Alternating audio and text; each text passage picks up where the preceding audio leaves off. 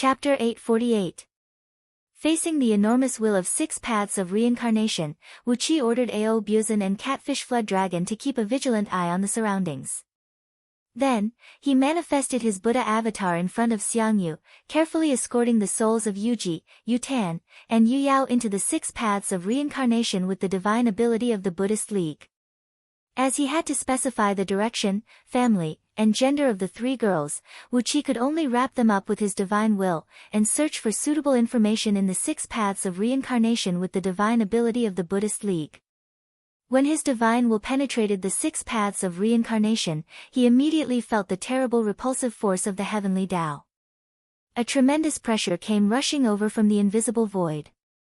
Even with Wuqi's current cultivation base, he still felt a sense of fear, as if he was facing a calamity. Endless information flooded into his mind like a flood, and Wuqi's divine will and magic power were consumed rapidly. In just a quarter of an hour, Wuqi's divine will and magic power were depleted at the same time, and he almost fainted from the huge consumption. But, he had also found the right direction for the 3 girls to be reincarnated, and carefully escorted their souls to the families Wuqi had chosen. As soon as he sent the 3 girls' souls into the transmigration, Wuqi broke out in a cold sweat. He could no longer maintain his Buddha avatar, and fell into the yellow spring ocean in a sorry state, nearly falling into it. Fortunately, Xiangyu reacted quickly and grabbed Wuqi, helping him stand on a blood cloud. He did not care about the origin of the Buddha avatar Wuqi had manifested just now. "Is everything all right?" he asked in a deep voice. With a mysterious smile on his face, Wuqi nodded and said, "Don't worry, I'll handle it. 3 years later, you can go to the Mei clan, the richest landlord in Taojiang County of Taochuan Province on Panga Continent, and find Yuji." Well, Taojiang County of Taochuan Province is the most famous place in Diyu for its beauties. The current head of Mei clan is the most famous handsome man in Taojiang County, and his wife was the most beautiful woman in Taojiang County 18 years ago. So, Xiangyu rolled his eyes and ignored Wuqi's teasing. He cupped his fist and bowed to Wuqi, then said respectfully, "Master." Wuqi paused. He suddenly felt a little sorry for what he had done. He hesitated for a moment, then confessed, "But, the 6 paths of reincarnation consume too much divine will and magic power, and I don't have enough energy to find a good family for Yutan to be reborn into." 6 Transmigration. So, Yutan and you will be. Twin sisters. And when I was protecting their souls, I had placed a qi with a qi, I Ling Ling qi, and of you, Su, Mu Hua qi, Wu Qing of Hua, realm. Wuqi rubbed his nose, feeling a little embarrassed. Xiangyu raised his head and stared at Wuqi in astonishment. After a long while, he placed his trembling hand on the hilt of his sword, pulled it out, and swung it down toward Wuqi. Wuqi gave a strange laugh. After regaining a little bit of his magic power, he tore open the void and stepped into Panga Continent. Xiangyu was so angry that his eyes turned green. Howling and howling, he chased after Wuqi.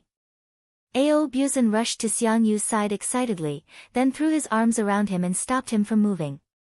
Extremely excited, Ao Buzan cried out, "Why can't you know what's good for you? Beautiful sisters. Beautiful twin sisters. It's fine if it's your own woman, but that Yutan is someone else's woman." "Someone else's woman? Don't you think it's great and satisfying?"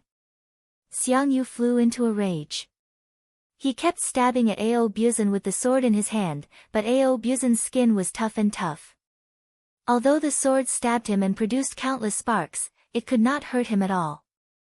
Holding Xiangyu in his arms, he laughed evilly and told Xiangyu about the glorious past of how he had seduced many pairs of beautiful sisters with his spear.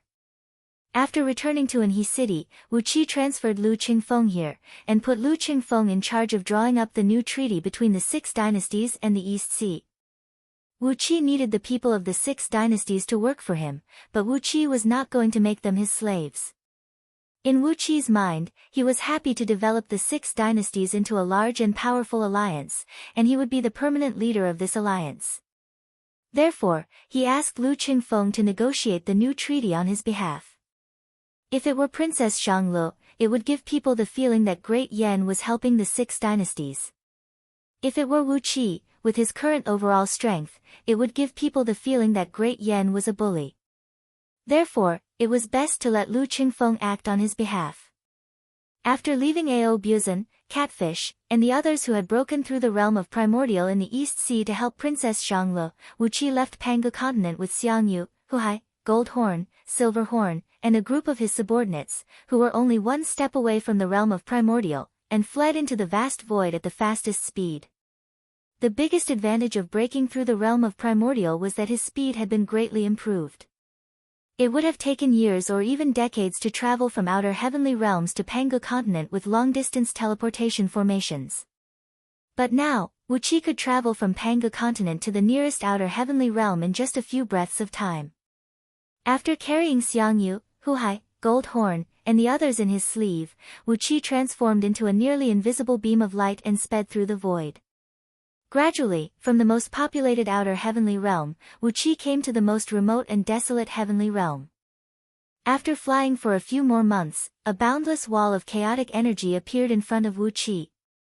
This was the edge of Panga world. The size of this world was limited, as the great Saint Panga had broken the void and created a new world. Although Panga continent had been absorbing chaotic energy from the primordial chaotic world for countless eras, and its surface area was constantly expanding rapidly, which had also caused outer heavenly realms to expand in all directions, there was still an end to this world. At the end was this boundless wall of chaotic energy, where terrible chaotic storms, countless natural dangers, and all kinds of ferocious chaotic creatures were hiding. Although the chaotic world also produced countless precious treasures and rare materials, anyone who dared to break into the chaotic world who was not a primordial immortal would definitely die. Even Deyu would organize a group of supreme oracles to go into the chaotic world every once in a while to collect all kinds of precious materials. The materials needed for Wu Qi's supreme tower, which could control the flow of time, were rarely produced on Panga continent, and could only be mined in a small number of or veins in the chaotic world. But, every time Deyu sent a group of supreme oracles into the chaotic world, they would be killed, and on several occasions, the whole team was wiped out without even sending back a message. This showed how dangerous the chaotic world was. Wisps of bright light shot out of his eyes, and they turned into a deep, pure black color. Vaguely, the bright light was spinning rapidly in his pupils, and as far as his eyes could see, the wall of chaotic energy quietly cracked open a tiny gap. With a flicker, Wu Qi plunged into the chaotic world. A wave of purple-black flame came rushing at him, giving Wu Qi a show of strength. The frighteningly hot flame pounced on Wu Qi and burned his hair and clothes. Wu Qi gave a muffled grunt as his skin was scorched and covered with tiny blisters. The severe pain made Wu Qi's muscles tremble, and he almost screamed. It was the Nirvana flame, which was even more powerful than the divine flame of order, the divine flame of great tranquility, and the other innate divine flames. It was born purely for the purpose of burning everything in the world. The Nirvana flame did not have any other attributes. It did not have much destructive power against spiritual beings such as divine sense and soul, but it had a destructive power against all corporeal beings, such as the Dharma bodies of immortals, the golden bodies of Buddhas, and even innate spirit beings. The torrent of Nirvana flame that Wu Qi encountered was relatively thin, and the power of the flame was not too strong. Even so, Wu Qi was badly burned, and his handsome face was badly burned. If he ran out in the middle of the night, it would be enough to scare someone to death. Clumsily, Wu Qi activated the natural phenomena medallion and sprayed out a large cloud of smoke to wrap him up. Then, he took a deep breath and rushed out of the 10,000 miles wide Nirvana flame, rushing back into the depths of the chaotic world.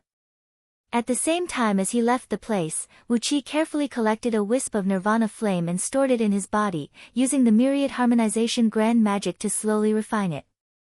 After traveling through the chaotic world for over 3 months, Wu Qi was badly burned by the heavenly thunder and earthly flame, his skin was badly cut by the raging Xian Bing that suddenly sprayed out from the chaotic world, and he was chased by a nest of black-tailed spirit bees for 3 days and 3 nights. After going through hundreds of dangerous situations where he almost died and his soul vanished, Wu Qi finally found a large rock that hovered motionlessly in the middle of the chaotic world, relying on his bizarre divine abilities and extraordinary treasures. This cyan rock was roughly disc-shaped. A little bit excited, Wu Qi stepped onto it and gently waved his right hand. Tens of extremely fine silver threads outlined a few mysterious runes and fell into the rock. A bright light soared into the sky, and Wu Qi was teleported out of the chaotic world. This was one of the 8 billion void teleportation stones Yuan Ling left in the chaotic world. Relying on these 8 billion void teleportation stones, Yuan Ling traveled across the chaotic world and collected countless natural treasures, which made him the #1 artifact craftsman and alchemist among all chaos fiend gods. It was through years of continuous refining of various rare materials that Lord Yuan Ling was able to create the heaven refining technique, this overbearing divine ability. Light and shadow flickered in front of him, and dense, pure Yuan Ling's clear air blew over. All the pores on Wu Qi's body opened up, greedily absorbing this clear air that originated from the primordial world and was on the same level as the chaotic qi. In front of him was a small planet that was even smaller than Earth. On this exquisite and perfect planet, every mountain, every river, every grass and every tree had been carefully arranged, without any flaws. A small sun was rotating around this planet, providing enough light and abundant spiritual energy to make this planet full of endless vitality. This was Yuan Ling's nether realm, the place where Wu Qi's previous life, Yuan Ling, cultivated.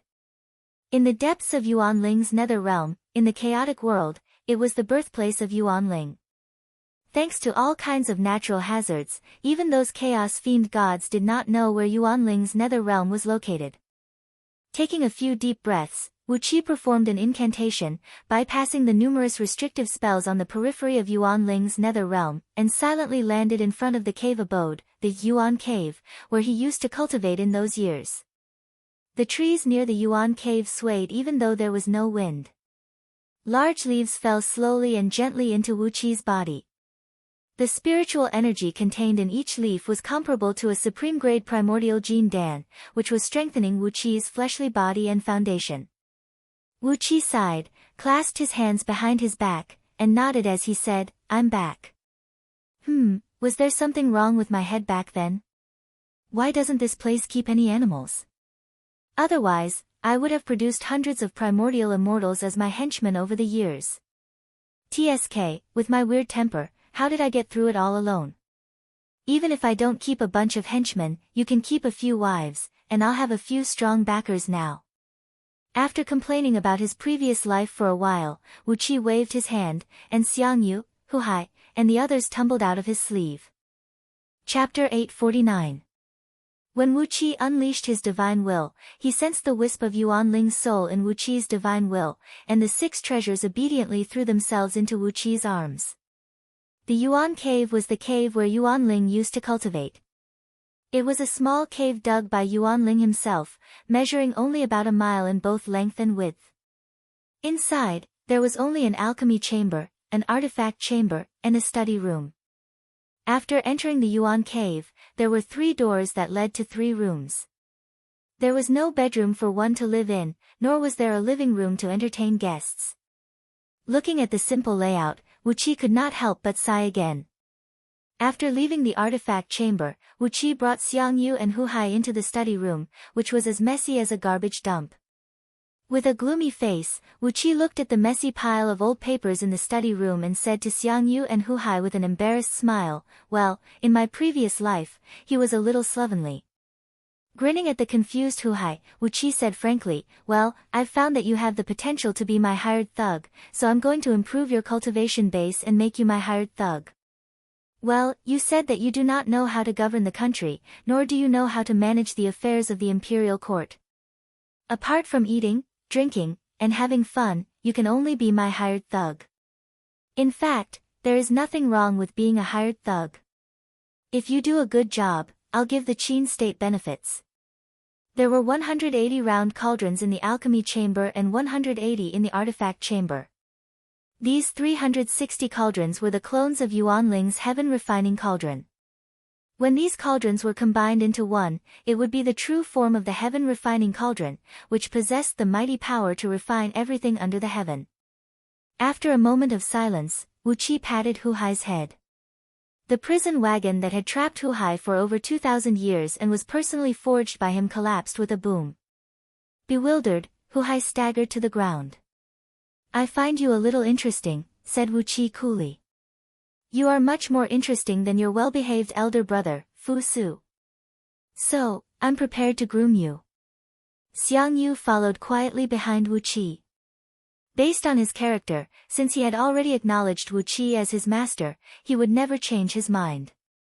Hu Hai, on the other hand, looked left and right with a little curiosity and fear, and suddenly asked Wu Qi, "Prince Tianyun, why did you bring Hu Hai here?"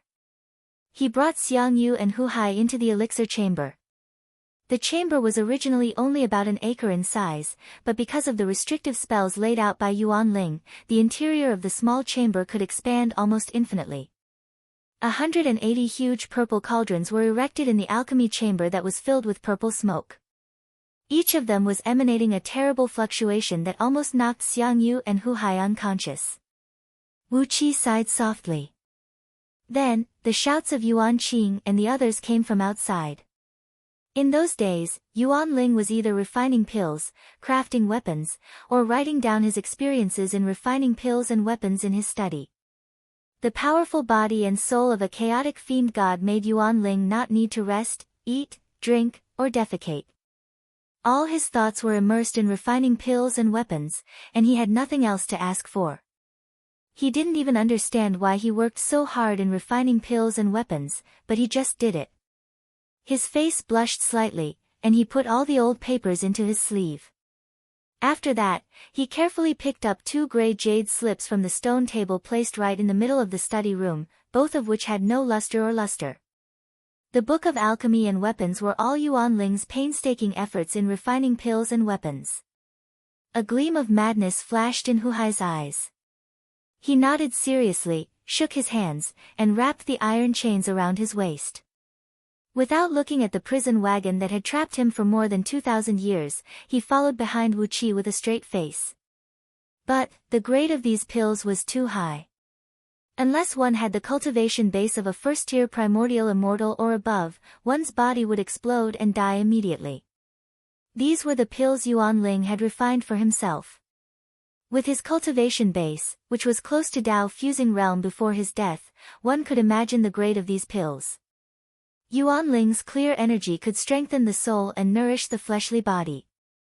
It was a very special kind of energy that accompanied Yuan Ling when he was born in the chaos. In the boundless chaotic world, only the Yuan Ling's nether realm had a spirit vein of Yuan Ling's clear energy, which could constantly extract chaotic energy and transform it into Yuan Ling's clear energy. This kind of energy was very beneficial to even chaotic fiend gods. If any cultivator could absorb and refine a part of Yuan Ling's clear energy, it would undoubtedly be a great fortune for them to be reborn. With his hands clasped behind his back, Wu Qi grumbled as he walked, "What kind of life did I have in my previous life? It's not bad to be a tyrant like Ao Buzan. There are many beautiful women among the chaotic fiend gods whose cultivation base is not high, but whose faces and figures are beautiful. TSK, instead of watching them die in vain in battles, why don't I snatch them back and make them my concubines?" The heaven-pacifying sword, the soul-splitting spear, the illusion-breaking halberd, the immovable lotus, the cardinal pagoda, and the one-heart seal were all refined by Yuan Ling by imitating the famous supreme treasures of primordial used by those chaotic fiend gods. Although, because of the materials used, they did not have the terrible power of the supreme treasures of primordial that could shatter even the heavenly Tao, they had reached the level of chaotic spirit treasures. Although they could not shatter the heavenly Tao, they could resist it. Looking at Tu Xiao Bai and the others who had entered into a state of deep meditation, Wu Qi nodded. He struck out a few incantations around them, shielding them from the invasion of the extraterrestrial devils that might be attracted. After all, they were in the depths of the chaotic world, and heaven knew what strange things would pass by nearby. Even if there were countless restrictions set up by Yuan Ling to seal off this part of the void, there were countless strange existences in the chaotic world that could ignore the restrictions and come in and out at will. Even Yuan Ling had suffered a loss, so Wu Qi had no choice but to be careful. But, because these innate spiritual roots were too powerful, they had not been able to develop their own intelligence even after so many years in Yuan Ling's nether realm. If ordinary trees were planted in Yuan Ling's nether realm, after 3,000 to 5,000 years, they would be full of flower demons and tree monsters, but these innate spiritual roots could not develop intelligence, and could not condense into a human form. In those years, Yuan Ling had a strange and eccentric personality. There were no animals in the vast Yuan Ling's nether realm, and all the plants were innate spiritual roots he found in the chaotic world. These innate spiritual roots had a deep foundation, and every flower and fruit they bore had the powerful effect of bringing the dead back to life, or making people ascend to immortality. These innate spiritual roots were also one of the sources of raw materials used by Yuan Ling to refine pills. With a sigh, he stored all the pills and cauldrons into his body, and Wu Qi went to the equipment room to put away the 180 cauldrons, as well as the 6 oddly shaped magical items in the equipment room. Magical items were different from pills. The pills refined by Yuan Ling could be thrown away at will, but if the magical items refined were not to his liking, they would be returned to the furnace and refined again. Therefore, for so many years, the magical items Yuan Ling was really satisfied with were these 6 magical items refined by him by imitating the supreme treasure of primordial, and each of them had the power of a chaotic spiritual treasure. There are too many monks and not enough gruel. Wu Qi rubbed his hands in annoyance. With so many subordinates, these 6 magical items were really not enough for him to share. Countless oddly shaped, crudely made pill bottles were floating messily in the pill room. Glowing lights shone from these pill bottles, and even though they were separated by the pill bottles, the pills inside them gave off a feeling of vitality and strength. Wu Qi's divine sense swept across these pills he refined in his previous life, and he couldn't help but grin. 50% of these pills were either poisons, knockout drugs, or some other strange and unpredictable drugs, while the other 50% were all kinds of medicines that were beneficial to humans. Looking at it now, it's really strange. How could I live in this place all by myself? TSK, a lonely old man squatting on such a huge planet. Every day, he would either refine pills or forge weapons. For the sake of all kinds of rare materials, he even fought with those chaos demon gods until his head bled. Who knows how many enemies he had? This is strange. Why did he live so happily back then? Then, he summoned the Natural Phenomena Medallion and hung a thick layer of mist over everyone's head. They still need some time before they wake up, Wu Qi said to Xiang Yu and Hu Hai with a smile. This Yuan Ling's energy is of great use to them. Originally, it would be a hindrance to let them break through to the realm of primordial with the help of virtues, but with Yuan Ling's energy to stabilize their foundation, there will be no hindrance when they break through again. After pondering for a while, Wu Qi decided on the whereabouts of these 6 magical items. Very few of the pills and magical items crafted by Yuan Ling were leaked to the outside world. Occasionally, when he was fighting for some rare materials and ran into some chaos fiend gods he could not defeat, he would exchange the finished pills and magical items with those chaos fiend gods. That was how some of his creations were circulated in the outside world. It was those few pills and magical items that made the old man Yuan Ling famous as the #1 chaos fiend god in alchemy and artifact crafting. How did he survive those endless years? Now, whenever Wu Qi thought of the days Yuan Ling lived, he could not help but have goosebumps all over his body. That was a character defect, wasn't it? It was definitely a sign of mental deficiency. Looking at the Yuan cave at the foot of a verdant cliff, Wu Qi sighed emotionally, then led Xiang Yu and Hu Hai into it. When Tu Xiaobai, Yuan Qing, the demons, Luo Lu, and the other human cultivators were thrown out of Wu Qi's sleeve, they cried out in surprise, then immediately sat cross-legged on the ground and tried their best to deal with the Yuan Ling's energy in the outside world. The energy, which was at the same level as the chaotic energy, was carefully absorbed into their bodies and refined with their natal true flames. Wu Qi had a lot of resentment towards his former life, Yuan Ling. The old fellow was an extreme otaku, a technical otaku at that. He would never leave Yuan Ling's nether realm unless he ran out of materials for artifact crafting and pill concocting.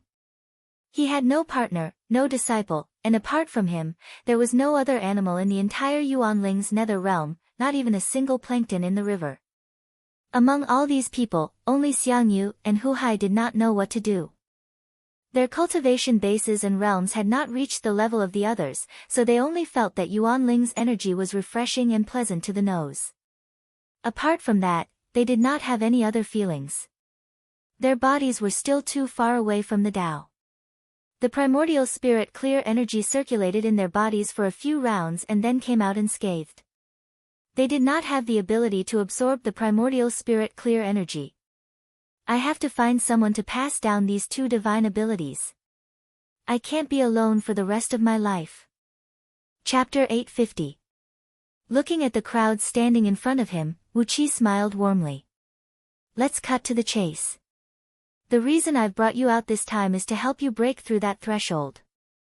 Wu Qi said solemnly, to tell you the truth, Panga continent may fall into great chaos in the future, and so will outer heavenly realms. There will no longer be peace in this world. If we want to live and work in peace and contentment, and let our families and relatives live a good life, we will have to rely on you. Wu Qi cupped his fist and bowed solemnly to the crowd. Lord Xianxing's father, the old Dragon King, who had been renamed Ao Guang, the Dragon King of the East Sea because of Wu Qi's prank, also bowed solemnly and said, there is no need to say that. Wu Qi, my little friend, we are now bound together for good or ill. No matter how great the storm is in the outside world, we will be in the same boat. The others nodded in agreement, especially Luo Lu, Luo Hao, Luo Shui, Luo Ling, and Luo Yu. As Wu Qi's disciples, they would not have any objection. As for Gold Horn and Silver Horn, their saliva was already dripping all over the ground. Will there be great chaos? Chaos is good, the more chaotic, the better. Ha ha ha, when the world is in chaos, we can eat people and set fires. How wonderful! The eyes of the two brothers turned green. Even Gold Feather and Silver Feather, who were standing behind them, had a ferocious hunger in their eyes. Dragons were the best food for dragon pythons of fire and ice, but the four of them could not possibly eat the few dragons around Wu Qi, could they? Once Panga continent was in chaos, whether it was the Celestial Court, Buddhist League, or Diyu, they would raise countless dragons as mounts, guardians, or providers of beast souls. When the war broke out, they would have as many dragons as they wanted. The soaring dragon pythons of fire and ice could only produce the strongest offspring by feeding on large amounts of dragons to provide them with nutrients. Truth be told, Gold Horn and Silver Horn were the kind of dragon pythons who were born malnourished. If Wu Qi had not given them a lot of benefits, they would never have been able to break through the realm of gold immortals, let alone step into the realm of primordial immortals. While the four dragon pythons were going all out, Yuan Qing's eyes were red with excitement. He waved his long rod and laughed wildly. Chaos is good, chaos is good. Master, if there is chaos, we can go beat people up, right? Now, our fellow disciples can't even take 3 strikes from Yuan Qing. Not satisfying, not satisfying. Giving Yuan Qing a distressed look, Wu Qi nodded and said, you're right. If there is a war when the war breaks out, you will be the vanguard of the East Sea. Yuan Qing was dancing and laughing excitedly, but Wu Qi was a little hesitant. If Panga continent was really in chaos, and the East Sea was really involved in it, if the East Sea was fighting on behalf of the Celestial Court, it was only natural for a monkey demon to be the vanguard. But if the army of the East Sea sent a monkey demon to fight on behalf of Diyu, would it attract the army of Diyu first? Shaking his head, Wu Qi was too lazy to pay attention to these trivial matters. When the war broke out, it was not up to outsiders to decide who he wanted to use. With a cold snort, Wu Qi fished out a pitch-black bodhisattva from under his sleeve and threw it to the ground. Then, he reached into his sleeve again and threw out more pitch-black bodhisattvas. Pointing at these bodhisattvas from the nether realm, who were shrouded in karma and had their eyes burned red with the red lotus karmic fire, Wu Qi said coolly, 2 for each of you. Kill them, and you will be rewarded with virtues. Well, come one by one and absorb the virtues. With the evil karma they have created, it will be enough for you to break through the realm of primordial. When the time comes, with so many primordial experts guarding the East Sea, even if the army of the Celestial Court comes to attack us, we will be confident.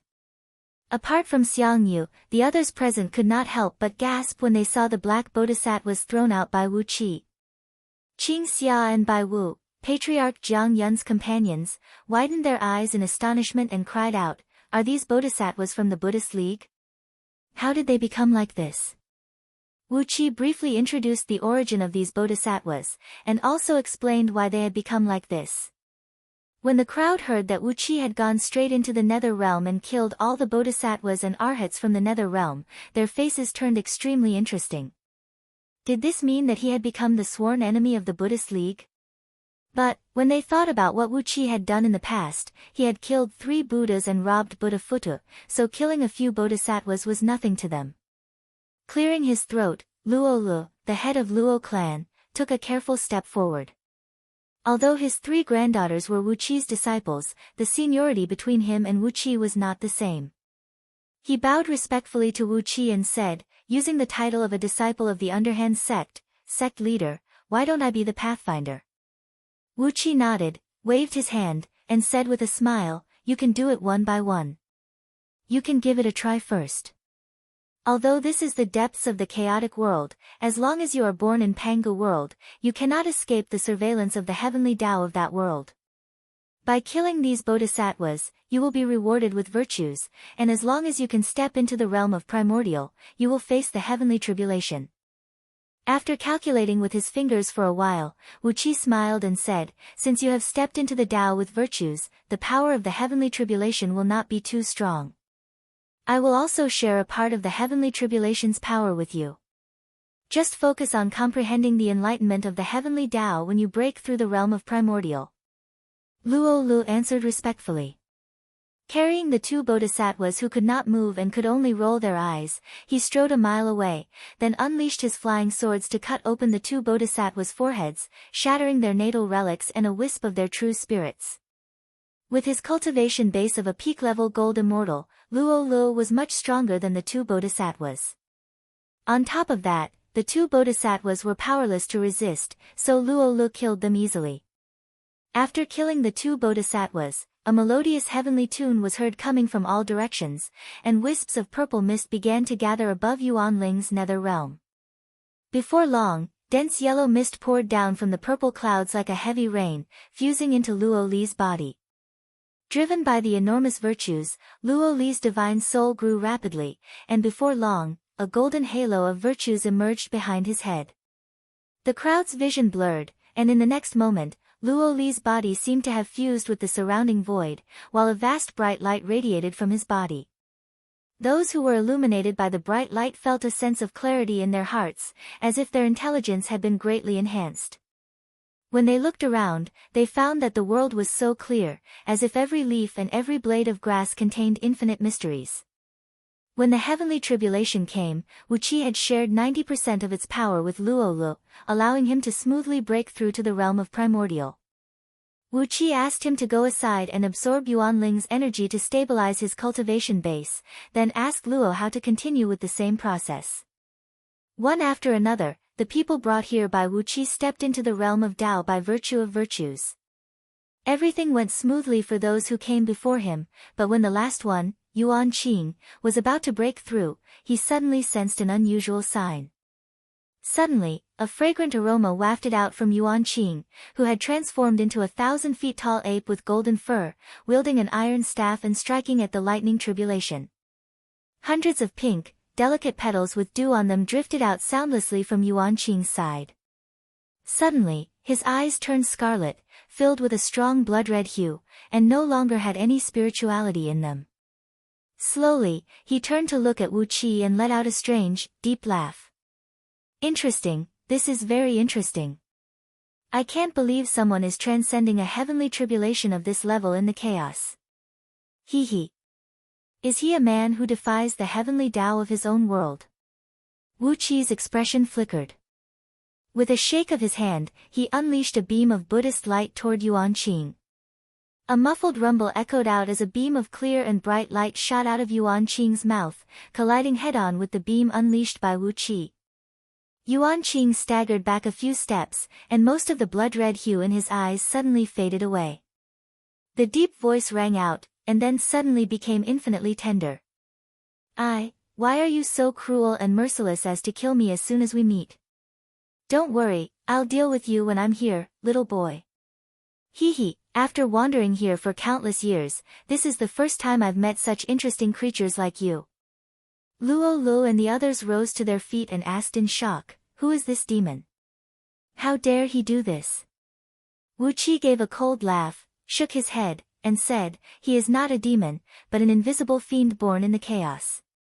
He comes and goes without a trace, and he is the ancestor of the so-called heavenly fiends. Look at how easily he has invaded Yuan Ling's nether realm. I'm no match for him now. Chi-Chi's expression flickered, while Wu Qi waved his sleeve and sent everyone into it, then reached out to grab Yuan Qing.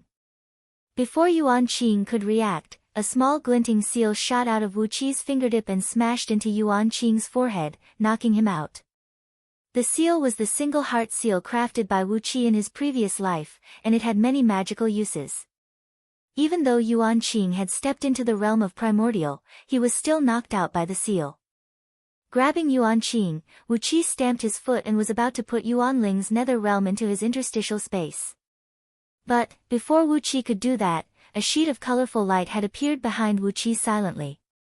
Two snow-white hands reached out of the light and slapped toward Wu Qi's back amidst a melodious melody.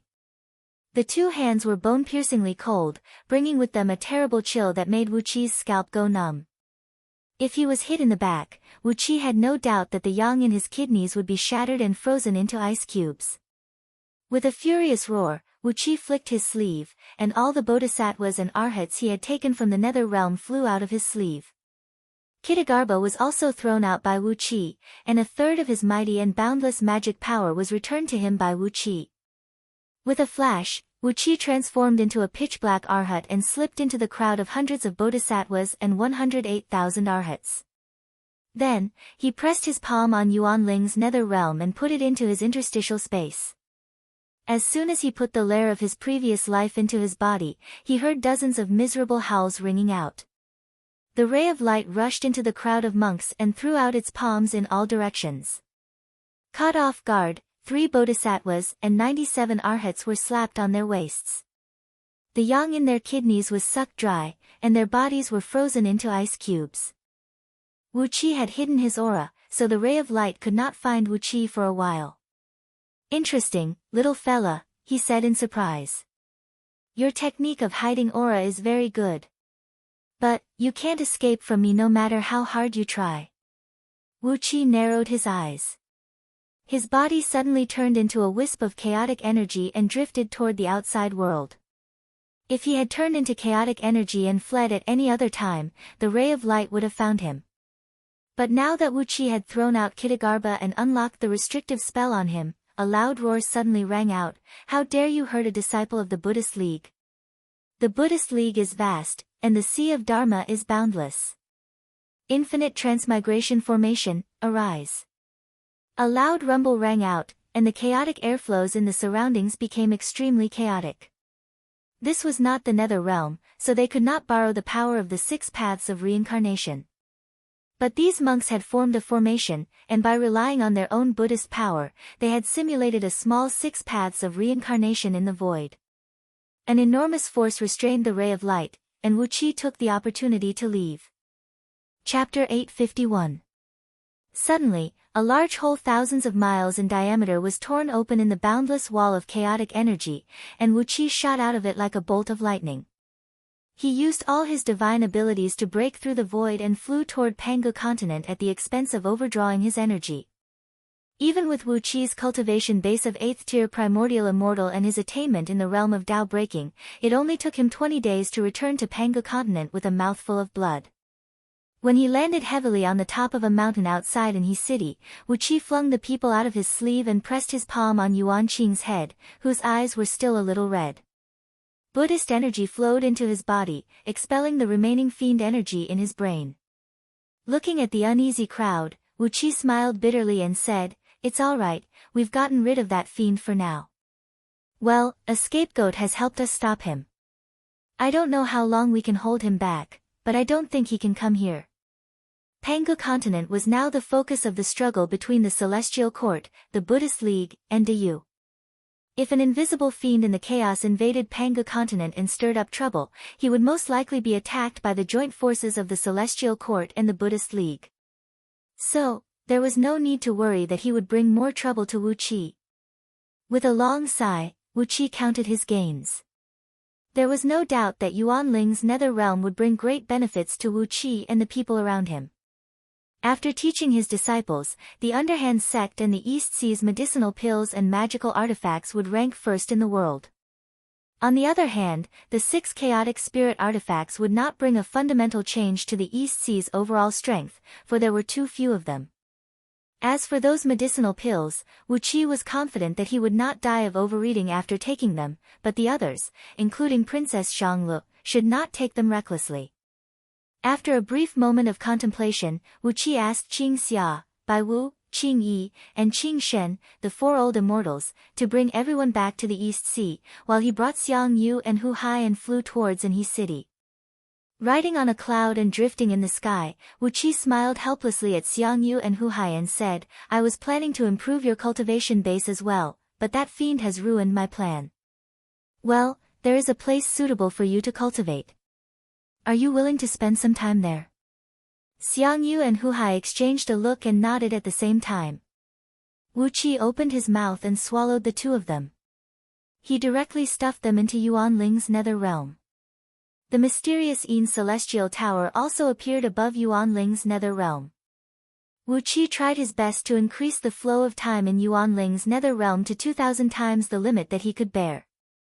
At the same time, he sent a few blood-draining fiends to Xiang Yu and Hu Hai, teaching them the Blood Sea Grand Magic and the Inferno Hell Fiend Scripture.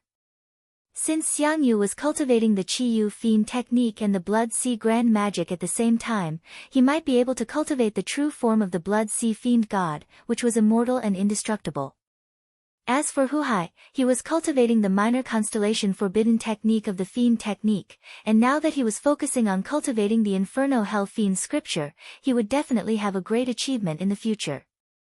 Currently, Wu Qi had immortals, demon immortals, longbow men, and heavenly ghosts under his command. He only lacked fiends and monks. I'll have to find a way to add a Buddhist branch to the Underhand sect when the opportunity arises.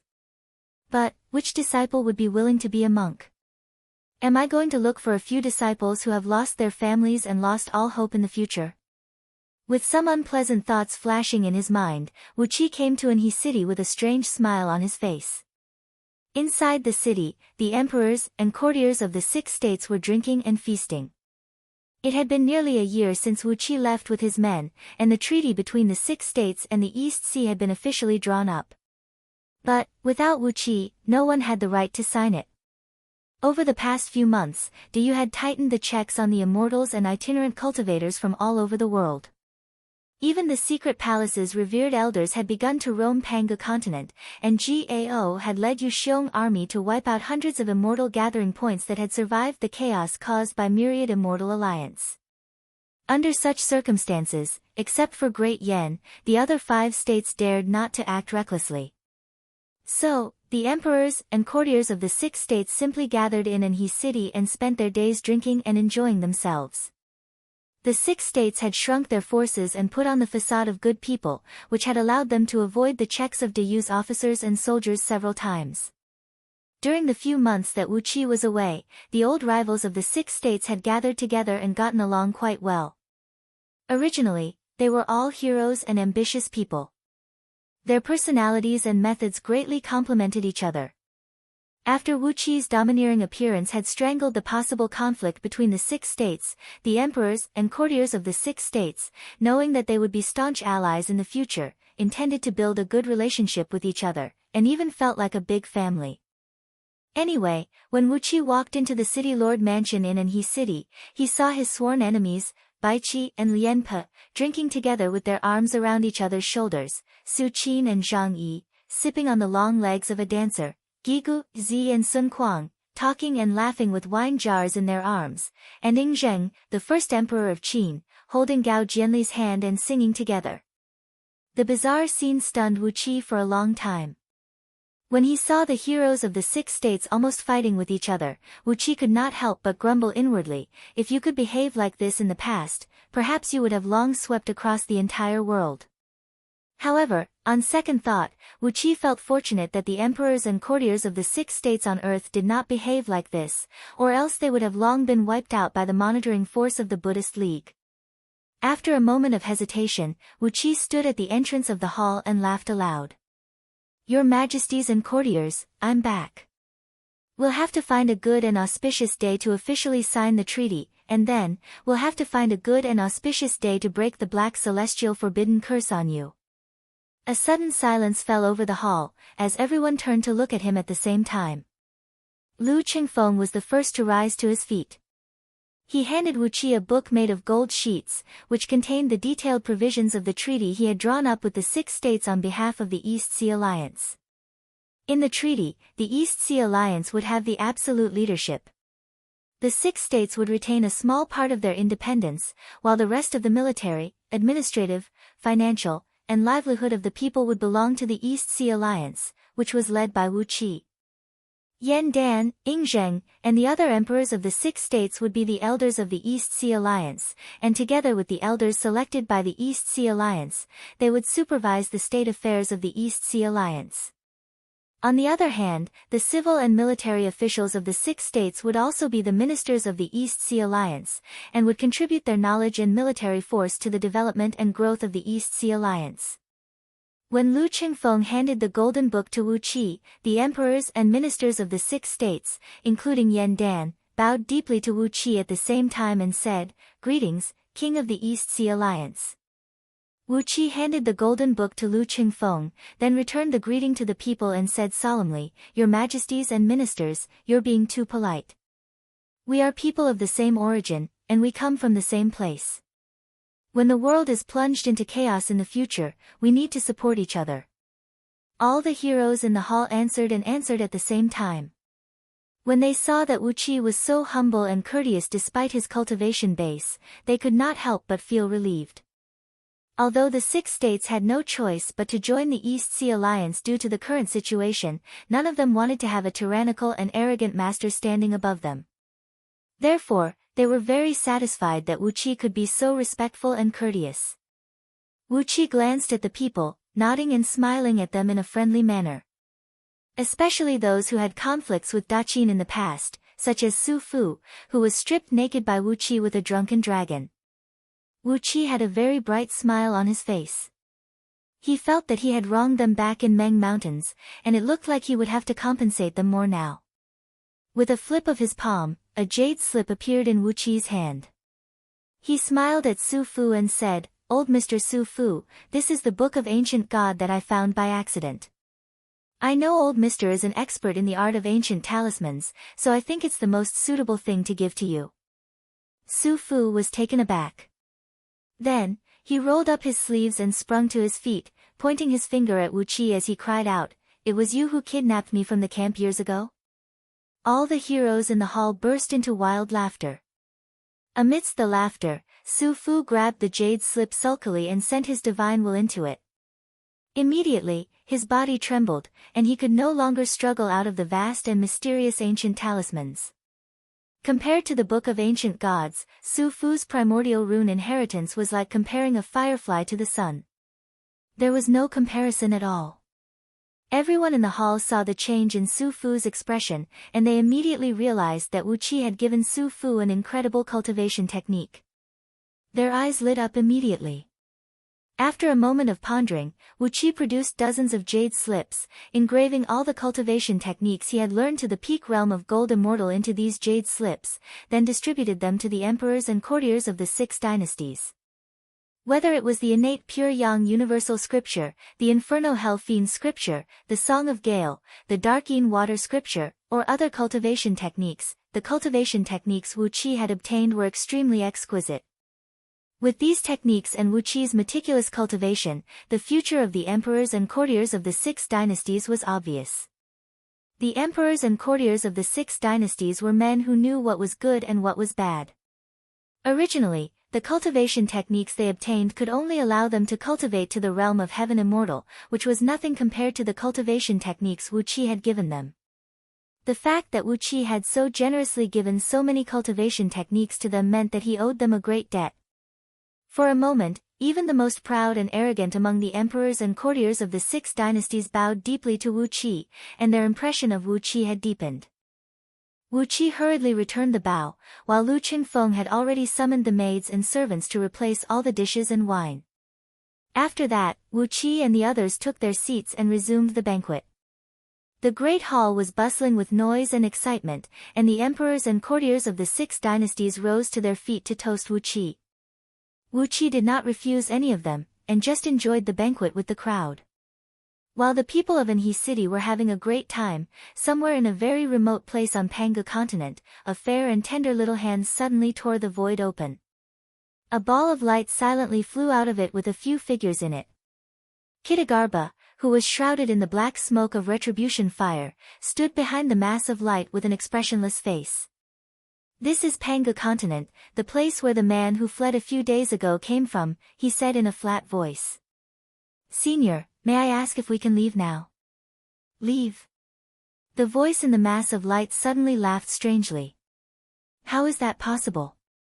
I happen to be short of a group of people to run errands for me. With so many of you, you can be my subordinates. Don't tell me that this is how you repay me for helping you bald donkeys resolve the karmic fire in your bodies." The voice snorted coldly and said in a deep voice, "Run 36 eons for me, and I'll give you back your freedom. If you don't obey me, I'll break your bald heads. You don't like it? Come and beat me if you don't like it. According to the rules of the chaos, whoever has the bigger fist is the boss. Why don't you come and beat me? If you win, it's my duty to run errands for you." Kitagarbha opened his mouth and could not come to his senses for a long time. The group of bodhisattvas behind him trembled with anger, but at the thought of the terrible strength of the mass of light, they finally bowed their heads in frustration. Looking at the boundless Panga continent, the mass of light suddenly sighed with joy and said, "What a wonderful place. It's mine now." Chapter 852. The 9th day of the 9th month was a good and auspicious day. It was the auspicious day chosen by Princess Xianglu with the art of divination. Deep in the mountains 5,000 miles south of Anhui city, an altar made of yellow soil stood 1,000 feet tall, with a base measuring 2,000 feet in both width and length. It was surrounded by the emperors and courtiers of the six dynasties, as well as the members of the imperial clan and powerful clans. A row of 36 storage bracelets with huge capacities was placed on the altar. Clad in a black ceremonial robe, Princess Xianglu stood on the top of the altar, looking calmly at the drifting clouds in the sky. Beneath the altar, Wu Qi and the emperors and courtiers of the six dynasties were cutting their wrists and bleeding, using their own blood to sign a treaty of alliance made of yellow silk. When they signed their names, each of them swore that they would do their best to safeguard the overall interests of the East Sea Alliance. The overall interests included the interests of everyone in the six dynasties, and naturally, the interests of the East Sea that Wu Qi represented.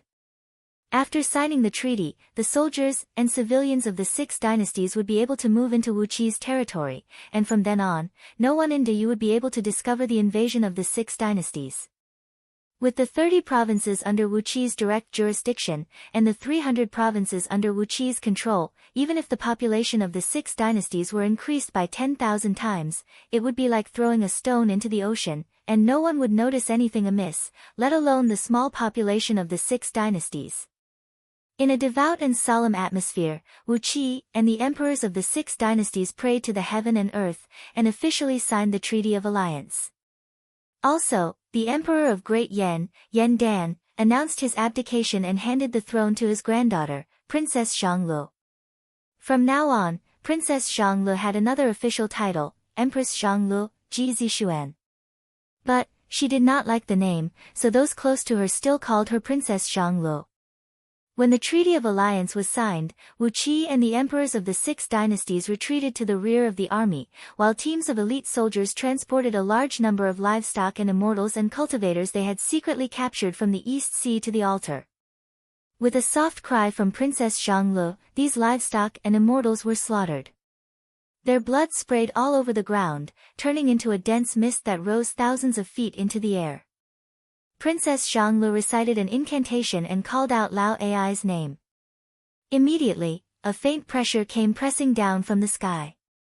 Wu Qi gently flicked his fingers a few times under his sleeve, and the hundreds of thousands of soldiers of Donghai carefully hid themselves on the hundreds of mountains thousands of miles away from the valley. Holding Kunwu swords manifested from Wu Qi's chaotic energy, 1,080 captains of the army formed a massive fiend-slaying sword formation with hundreds of thousands of soldiers. Outside the formation, dozens of primordial experts of the East Sea, including Ao Buzan, Lord Xiansheng, and thousands of gold immortals, had formed a Yuanling formation to conceal their auras. The Great Formation was the work of Lord Yuanling. Although it did not have much offensive power, when it came to concealing one's presence, it was the best in the universe. In those years, whenever Yuanling found some immature supreme-grade herbs in the chaos, he would use this Yuanling formation to conceal their auras, and only pick them when they were ripe. The fact that the formation could fool the eyes and ears of countless ancient chaos fiends showed how effective it was in concealing auras. With his hands tucked under his sleeves, Wu Qi looked with a smile at the dark circle of light that was slowly appearing over the altar. If Hei Mo dutifully lifted the restrictive spell on the members of the imperial clan and the aristocratic clans of the 6 states, and vowed never to leak the news, then everything would be fine. He could just take the natural treasures he was supposed to take and leave. If he dared to play any tricks, Wu Qi would not care how strong he was. He had already prepared a backup plan to force Lao Ai to stay, no matter how strong his cultivation base was. Although the Black Celestial Forbidden Curse was bizarre and profound, with Lord Yuanling's knowledge, he felt that as long as his cultivation base broke through the realm of first-tier primordial immortal, he would be able to lift it. It was only to appease the emperors and courtiers of the 6 states and make them feel more of a sense of belonging to the East Sea Alliance that Wu Qi was willing to pay a huge price to have Hei Mo lift the curse for the people of the 6 states. Otherwise, he would rather use the enormous amount of natural treasures to craft artifacts than give them to Hei Mo. Accompanied by a strange laugh, a plume of black smoke rushed out of the circle of light. With a ferocious and bizarre face, Hei Mo emerged from the smoke, blinking his eyes as he glanced around. Suddenly, he clapped his hands and burst into laughter. Have you prepared enough offerings? TSK, so many people are under the control of the curse? TSK. You sure are fast in giving birth. Your Excellency, please lift the Black Celestial Forbidden Curse for them, said Princess Xianglu coolly. Hei Mo pondered for a moment, then waved his hand casually. 36 storage bracelets with huge capacities fell into his hand. As he scanned the bracelets with his divine sense, he gasped and cried out in alarm, "Have you robbed Human Emperor to use treasure vault? You've really gathered so many treasures." His eyes darting quickly, Hei Mo fiddled with the bracelets and did not say a word for a long while. Slowly, Wu Qi flew up into the sky and landed next to Princess Xianglu, giving Hei Mo a faint smile. Senior Hei Mo, we've prepared everything according to your request. The people who need you to lift the curse are all here. Look, count carefully. According to the price you offered back then, there are so many of us here, and we've paid enough for everyone. A huge spatial restrictive spell was deployed in the valley, where all the members of the imperial clans and the descendants of the powerful clans of the 6 dynasties were gathered. Over 2,000 years ago, when the emperors and ministers of the 6 dynasties went to Myriad Immortals' planet, there were only about 100 of them. Now, they were living and multiplying. Over the past 2,000 years, they had given birth to nearly 100 generations of descendants.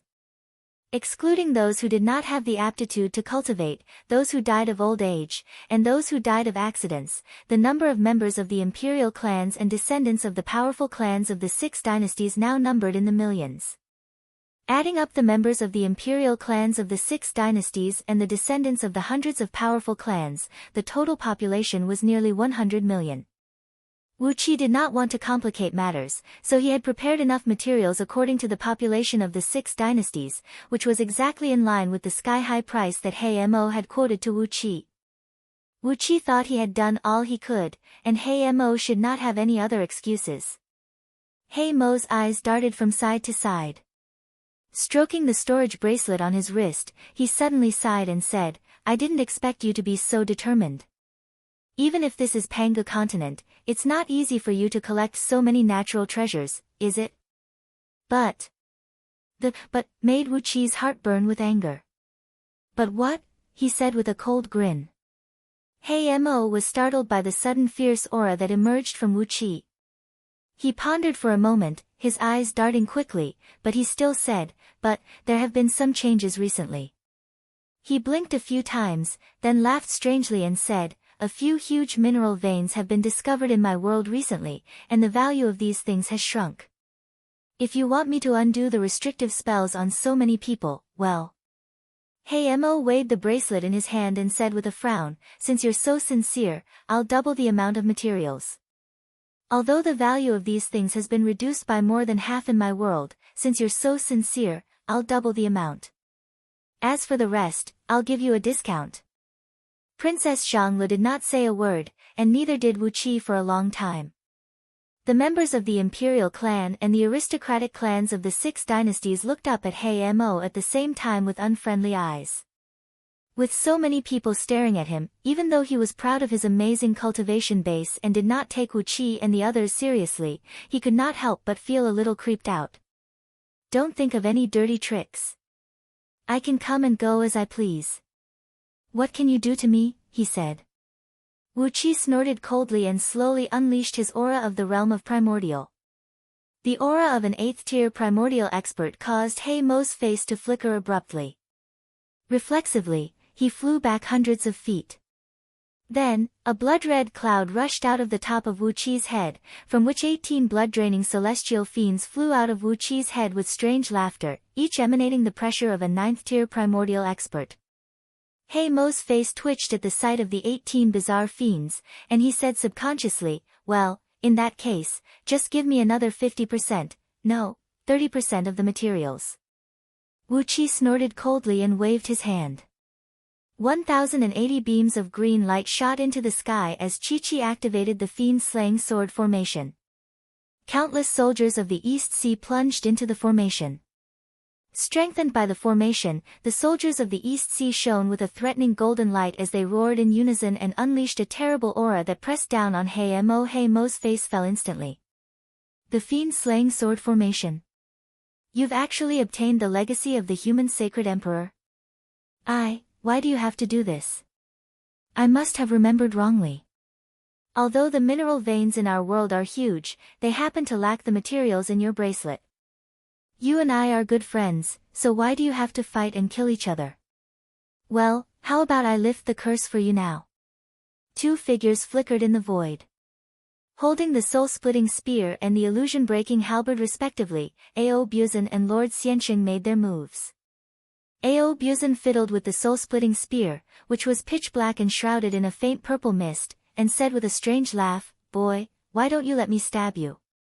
He was in a very good mood when he finally got a spear that suited his wicked taste. Lord Xianxing, on the other hand, waved the illusion-breaking halberd and tore a very thin, arc-shaped crack in the void. The crack lasted for a full 10 minutes without dissipating, which made He Mo's face turn even more unsightly. He gave the divine weapons in Ao Buzan's and Lord Xianxing's hands a deep look, then heaved a long sigh and said, "A chaotic spirit artifact? I've suffered a great loss this time."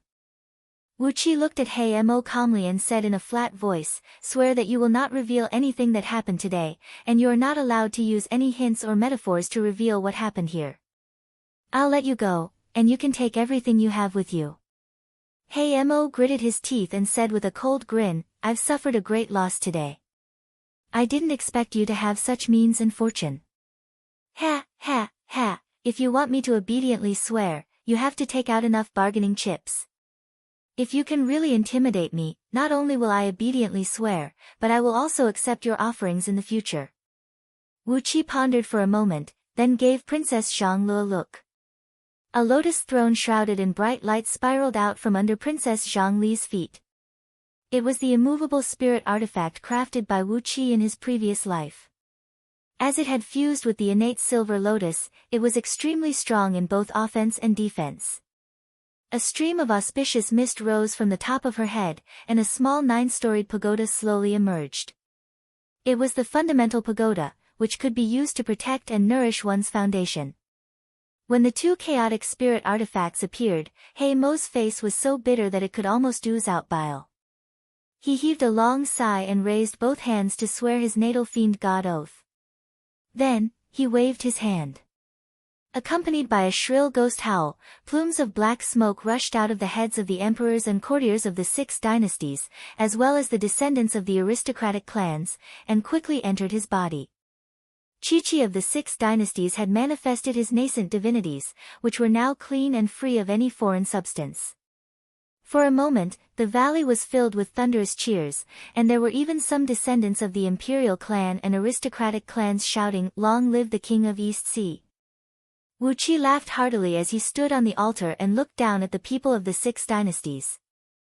Chapter 853. Even wise men like Gigu, Zi and Sun Kuang were thrilled that the restrictive spell that had troubled them for more than 2,000 years had been lifted. How could heroes like them tolerate having their lives and destinies controlled by others?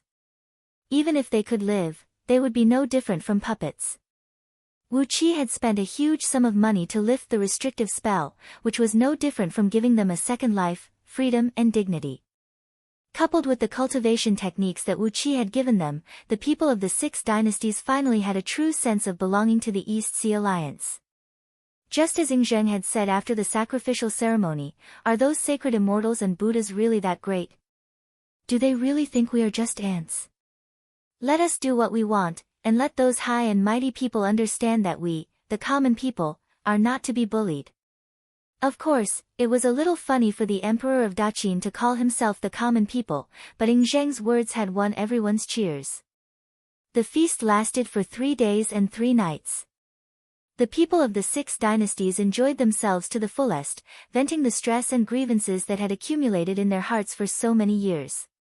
In the past 3 days and 3 nights, countless women in Anlu County had fallen in love with some young, handsome, and wealthy men of unknown origins. At Wu Qi's request, these girls were brought back to their homes by those young men. A few months later, the imperial clans and clans of the 6 dynasties ushered in a fertility boom, and the total population of the clans and clans nearly doubled. What could Wu Qi say in the face of such an absurd thing? Even his father-in-law, Yan Qijuan, had fooled around with a few daughters of wealthy merchants in Anhe city with Fu Su, the crown prince of Daqin, giving Wu Qi a few mistresses. What else could he say? After the 3-day feast, Wu Qi led the army of the East Sea back to the East Sea city. Meanwhile, Princess Anlu and those primordial immortals around Wu Qi cooperated with the people of the 6 dynasties in relocating their people. After stepping into the realm of primordial, Patriarch Jiang Yun and the others had formed their own interstitial worlds. No matter how many people there were in the 6 dynasties, they could easily bring them to the provinces under the East Sea and settle them down. Currently, Diyu was still migrating to the prefectures under his rule in the East Sea. There were trillions of people migrating from all over the world. How many people could there be in the 6 kingdoms? Without anyone noticing, he had made the arrangements. The various provinces of Diyu were vast, and the distance between each province was several million miles. As long as Wu Qi, the prince in charge, did not investigate thoroughly, who would know that there was such a group of people in the East Sea? In high spirits, Wu Qi and the others boarded a flying ship and flew back to Donghai City. The army of hundreds of thousands of soldiers used hundreds of flying ships of various sizes. Along the way, the formation of the ships cast a large shadow on the ground, blotting out the sky and covering the earth like a dark cloud. Wherever the ships passed, the people under the rule of the East Sea bowed and saluted. Wu Qi felt very happy. When he returned to the East Sea this time, he would make good use of the cave abode Emperor Haozuan had opened for him and train a group of elites. With dozens of primordial experts guarding the East Sea, a large number of elite soldiers in battle formations, and the help of the heroes of the six dynasties, Wu Qi felt that even if something terrible happened to Pangu continent in the future, he would have the power to protect himself. Compared with Yuan Ling in his previous life, Wu Qi must live a good and comfortable life in this life. If anyone dared to touch even a single strand of hair on the people around him, he would definitely exterminate their entire family. What happened to Tan Lang and Lu Xiaobai must never happen again. The Green City on Earth had been completely destroyed, and the one in Outer Heavenly Realms had been sentenced to death by Wu Qi. But the situation was delicate now, and Wu Qi was not willing to rush into Outer Heavenly Realms and wipe out the entire Green City. He was waiting for an opportunity when he could wipe out the entire Green City without worrying about any consequences. As the flying ships approached the East Sea City, at Wu Qi's command, the huge army gradually dispersed, flying ships in groups of 3 to 5 getting ready to land in their respective barracks. With the East Sea City as the center, the army of hundreds of thousands of soldiers was stationed in counties that were more than 10,000 miles wide.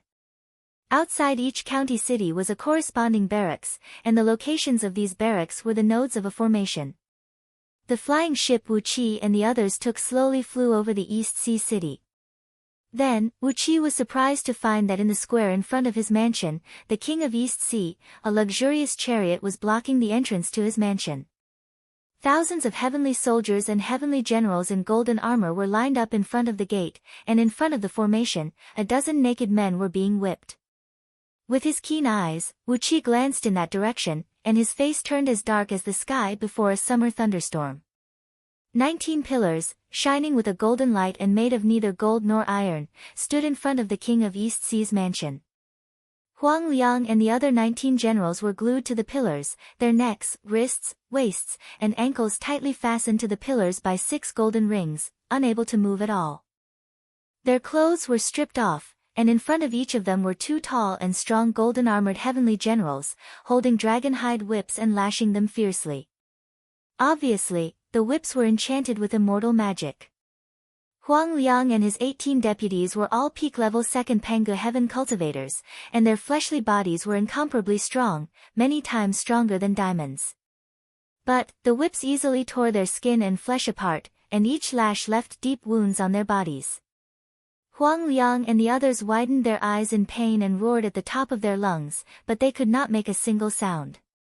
Not only that, Huang Liang and the others had achieved success in cultivating the true body of heaven and earth scripture, and their control of every muscle in their bodies had reached a perfect state. Nearly 100 bone-deep wounds were left on their bodies, and the muscles around the wounds were twitching violently, trying to compress the blood vessels and control the bleeding. But, the enchantment on the whips had torn their blood vessels open, and no matter how hard they tried, they could not stop the blood from flowing out. Under each of their feet was a pool of blood about 20 feet in circumference. The blood on the lower layer had coagulated and turned purple-black, while fresh blood was still flowing down from the upper layer, piling up on top of the coagulated blood on the lower layer. Judging from the thickness of the blood, the amount of blood had exceeded the total amount of blood in a normal man's body.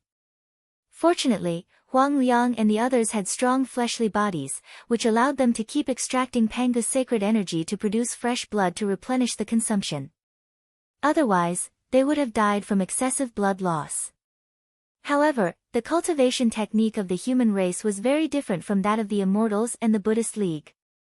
Although they could extract Pangu's sacred energy to replenish the blood loss in a short period of time, every drop of new blood consumed their own natal energy. Unlike the Buddhist cultivators, they could not constantly replenish themselves with the natural energies. Therefore, there was a limit to the time that Huang Liang and the others could hold on. When the blood loss exceeded their limit, they would still die. The generals who stayed in the East Sea City were tied up in front of the king of East Sea's mansion and sentenced to severe punishment, while the hundreds of thousands of soldiers stationed in the East Sea City were lying on the streets and alleys of the East Sea City. Judging from the way these soldiers unsheathed their weapons, they were pouring into the city from all directions to attack the king of East Sea's mansion. But, a pitch-black bell hovering over the King of East Sea's mansion had defeated their attack. Every now and then, the round bell would let out a slight chime. The chime was filled with a strange power that could take one's soul away. The soldiers of Dong Hai who had fallen to the ground were all knocked unconscious because their souls were severely shaken. Wu Qi's face darkened. It was easy to find soldiers who could temper their bodies, but it was difficult to find people who could cultivate the magic of oracles. Although the East Sea had a strong army now, the Directorate of Celestials only had a few oracles. It was obvious that the soldiers who rushed into the city had no time to produce talismans to protect their fragile souls before they were knocked unconscious by the bell. If there were enough oracles to join the battle, they would not be defeated so miserably. Among the army of hundreds of thousands of soldiers, there were many generals with the cultivation base of gold immortals, while the rest of the soldiers had the overall strength of heaven immortals. Yet, they were utterly defeated by a soul-suppressing bell. Wu Qi felt his face burning. It was a little shameful, and at the same time, he was burning with anger. Waving a hand to signal Ao Buzan, Lord Xiansheng, and the other demon immortals to stay on the flying ship, Wu Qi flew down alone and landed in front of Huang Liang and the others. A dragon whip was about to lash out at Huang Liang's face. Wu Qi grabbed it and kicked the soldier in the lower abdomen. With one kick, Wu Qi's foot pierced through the soldier's armor, went through his lower abdomen, and came out from his back. He swung the dragon whip down hard. Before the soldier could even let out a miserable howl, the whip came down from the top of his head and split half of his body in half. Before his immortal soul could escape, it was torn to pieces by Wu Qi's whip. With a cold snort, the blood centipede sword shot out, turning into beams of blood-red light that swept across the battlefield. Before the 30 heavenly soldiers who were whipping Huang Liang and the others could see clearly what Wu Qi had produced, their bodies were torn to pieces by the sword, and their immortal souls were also killed. The heavenly soldiers and heavenly generals standing in front of the King of East Sea's mansion were stunned. They stared blankly at the mangled flesh and blood of their comrades on the ground, unable to figure out what they should do for a long time. Wu Qi sneered, threw away the dragon whip, and clapped his hands to the left and right. 2 simple palm thunders shot out whistling through the air. Wu Qi had only used the magic power equivalent to all the energies of a gold core cultivator to unleash each of them. However, with his current understanding of the heavenly Tao and his frightening cultivation base, when the 2 inconspicuous thunderbolts shot out from his palms, they immediately absorbed the surrounding natural energies. In just a blink of an eye, all the natural energies within 10,000 miles circumference were sucked dry by the thunderbolts. Accompanied by loud crackling noises, the 2 chaotic thunderbolts shot out and smashed heavily on the 2 rows of heavenly soldiers and heavenly generals. Some of the heavenly generals had already unleashed their defensive immortal artifacts, but as the thunderbolts swept across, they were all turned to dust, and more than 2,000 heavenly soldiers and heavenly generals disappeared without a trace. But, the thunderbolts only engulfed the soldiers and heavenly generals, and nothing else was damaged, not even the grass on the ground. Wu Qi's control of power had really reached the realm of Tao. The remaining 1,000 heavenly soldiers and heavenly generals were stunned. They looked in horror at Wu Qi, who had killed more than half of their comrades with just a wave of his hand, as if they had seen a ghost. The front door of the King of East Sea's mansion suddenly opened, and a handsome young man in a purple robe, a purple crown on his head, a purple jade belt around his waist, and a pair of purple cloud boots walked out slowly like an eggplant. The crown prince of the celestial court, Lord Baoang, sniffled as he glanced at the corpses of the heavenly generals killed by Wu Qi and smiled faintly. "How dare you, King of East Sea? How dare you attack the imperial army of the celestial court? I'll give you a chance to redeem your life. Hand over the beautiful girl I saw last time, and I'll spare you for your disrespect today." Hearing that, Wu Qi was so angry that he laughed. Chapter 854. More than 1,000 pale-faced celestial soldiers and heavenly generals drew their weapons and surrounded Wu Qi. Their legs were trembling with fear at the sight of Wu Qi's 2 unreasonably powerful palms of thunder, and when they saw Lord Baoang, they seemed to be filled with courage at once. They were surrounded by auspicious clouds and golden light, which made them look particularly awe-inspiring in their golden armors. They truly deserved to be the imperial army of the celestial court, who specialized in guarding the celestial emperor. Wu Qi reached out his little finger and picked at his ear. But, as a primordial immortal, he had reached the realm of being spotless. Although his fingernails made his ear creak, he could not dig out anything like earwax. Flicking his fingers, Wu Qi looked at Lord Baoang and said with a smile, "What did you say, Your Highness? Can you say it again?" Lord Baoang's face darkened, and his gloomy face looked a little purple in the reflection of the purple mist that surrounded him, making him look more and more like an oily purple eggplant. With his hands clasped behind his back, he stared at Wu Qi and said with a sneer, "Hand over that beauty, kneel on the ground and kowtow to me 300 times, and I'll call it a day." Lord Baoang did not take Wu Qi's killing of more than 2,000 celestial soldiers and heavenly generals who came with him to heart. It was just 2,000 imperial soldiers, and the celestial court did not lack such a small number of soldiers. Frankly speaking, the immortals who ascended to the celestial court, those with connections, background, and strength would go to work in the various departments of the celestial court, and the worst of them would get a job in the mansions of the almighty experts or high-ranking officials of the celestial court. Only the unlucky immortals with the weakest cultivation base, no backing, and too poor to bribe their superiors would be recruited into the army of the celestial court. The death of more than 2,000 heaven immortals like Chi-Chi would be a shocking event in some country bumpkin's territory in outer heavenly realms. But, what was the big deal when thousands of immortals died in the celestial court? Putting everything else aside, no less than 300 female immortals disappeared in Lord Baoang's residence every year because of all kinds of accidents. How big a deal was that? Wu Qi looked at Lord Baoang with a little surprise. Of course, he could tell the meaning behind Lord Baoang's words. He turned to look at the celestial soldiers and celestial generals who accompanied Lord Baoang.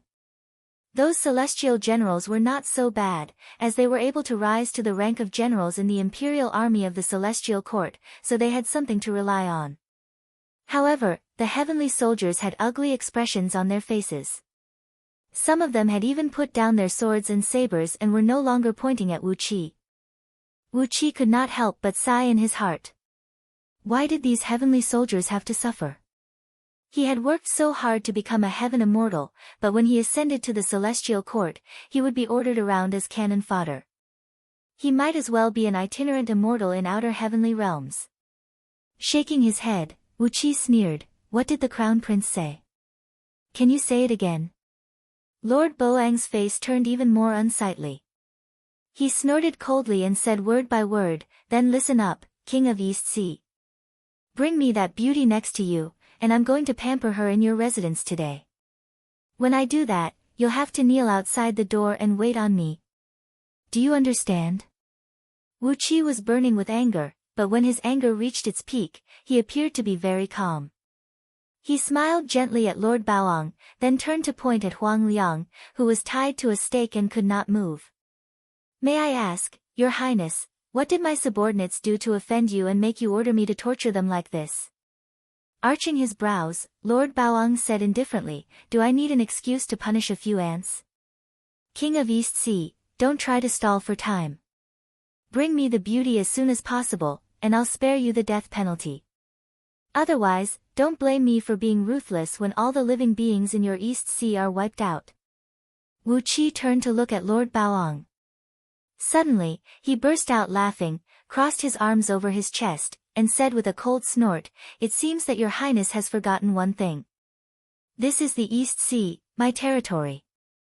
This is Pangu continent, the territory of Diyu.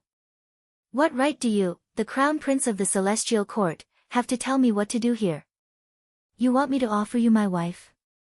Who do you think you are?" A great plume of black and red flame burst out of his eyes. The wisp of nirvana flame that Wu Qi had collected in the chaos had turned into a monstrous flame that swept out in all directions. Lord Baoang's face fell. With a furious roar, dozens of golden lotus flowers suddenly flew out of his body, spinning rapidly around him and sending out streams of light to protect him. But, of the thousands of imperial guards of the celestial court he had brought with him, only about 1,000 remained, were swept away by the nirvana flame and turned into black ashes. Under the control of Wu Qi's powerful divine sense, the terrible flame turned into ferocious beasts and ran around in all directions.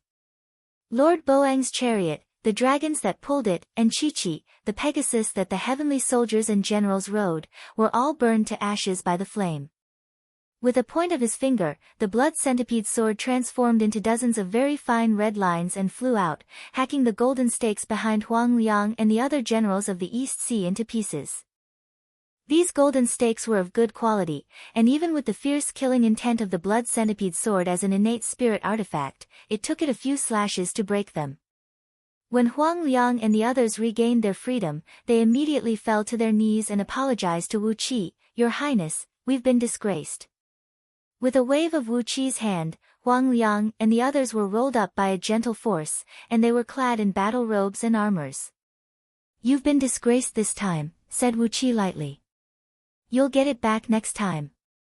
"Hee, how can the crown prince of the celestial court not be guarded by experts? You're no match for them, and I won't blame you for that." Two dignified men in official robes walked slowly out of the King of East Sea's mansion. One of them was holding a jade rui scepter, which emitted a great sheet of green light to protect Lord Baoang and himself. A deep sound of waves could be heard coming from within the green light. The nirvana flame could burn everything in the world, but it could not penetrate the green light at all. Wu Qi fixed his eyes on the rui, and was shocked to find that it was actually the essence of the source water, which was the condensation of the innate water element energy in the chaos, which was of the same grade as the nirvana flame. No wonder it could withstand the attack of the nirvana flame. Fortunately, Wu Qi had unleashed the nirvana flame, a domineering divine flame of chaos. If it were any other acquired true flame or heavenly flame, it would have long been extinguished by the source water. The other man was holding a white jade seal the size of a fist. He walked slowly to Lord Boang's side and cried out in a low voice, "Crown Prince, please give me a decree to kill this guy, so as to declare the might of the celestial court." Lord Baoang nodded indifferently. He retracted the golden lotus and said lazily, "Then kill him. Remember to find the whereabouts of that beauty in his soul.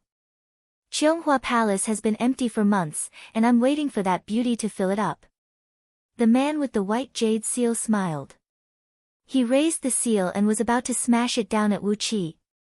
Grinning coldly, Wu Qi looked at the two ninth-tier primordial immortals of the celestial court and said coldly, "Are you out of your mind? This is the territory of Diyu. How dare you, the celestial court, attack me here? Are you trying to provoke a war between the celestial court and Diyu?" Upon hearing Wu Qi's words, Lord Baoang suddenly burst into wild laughter. "So what if I'm provoking a war?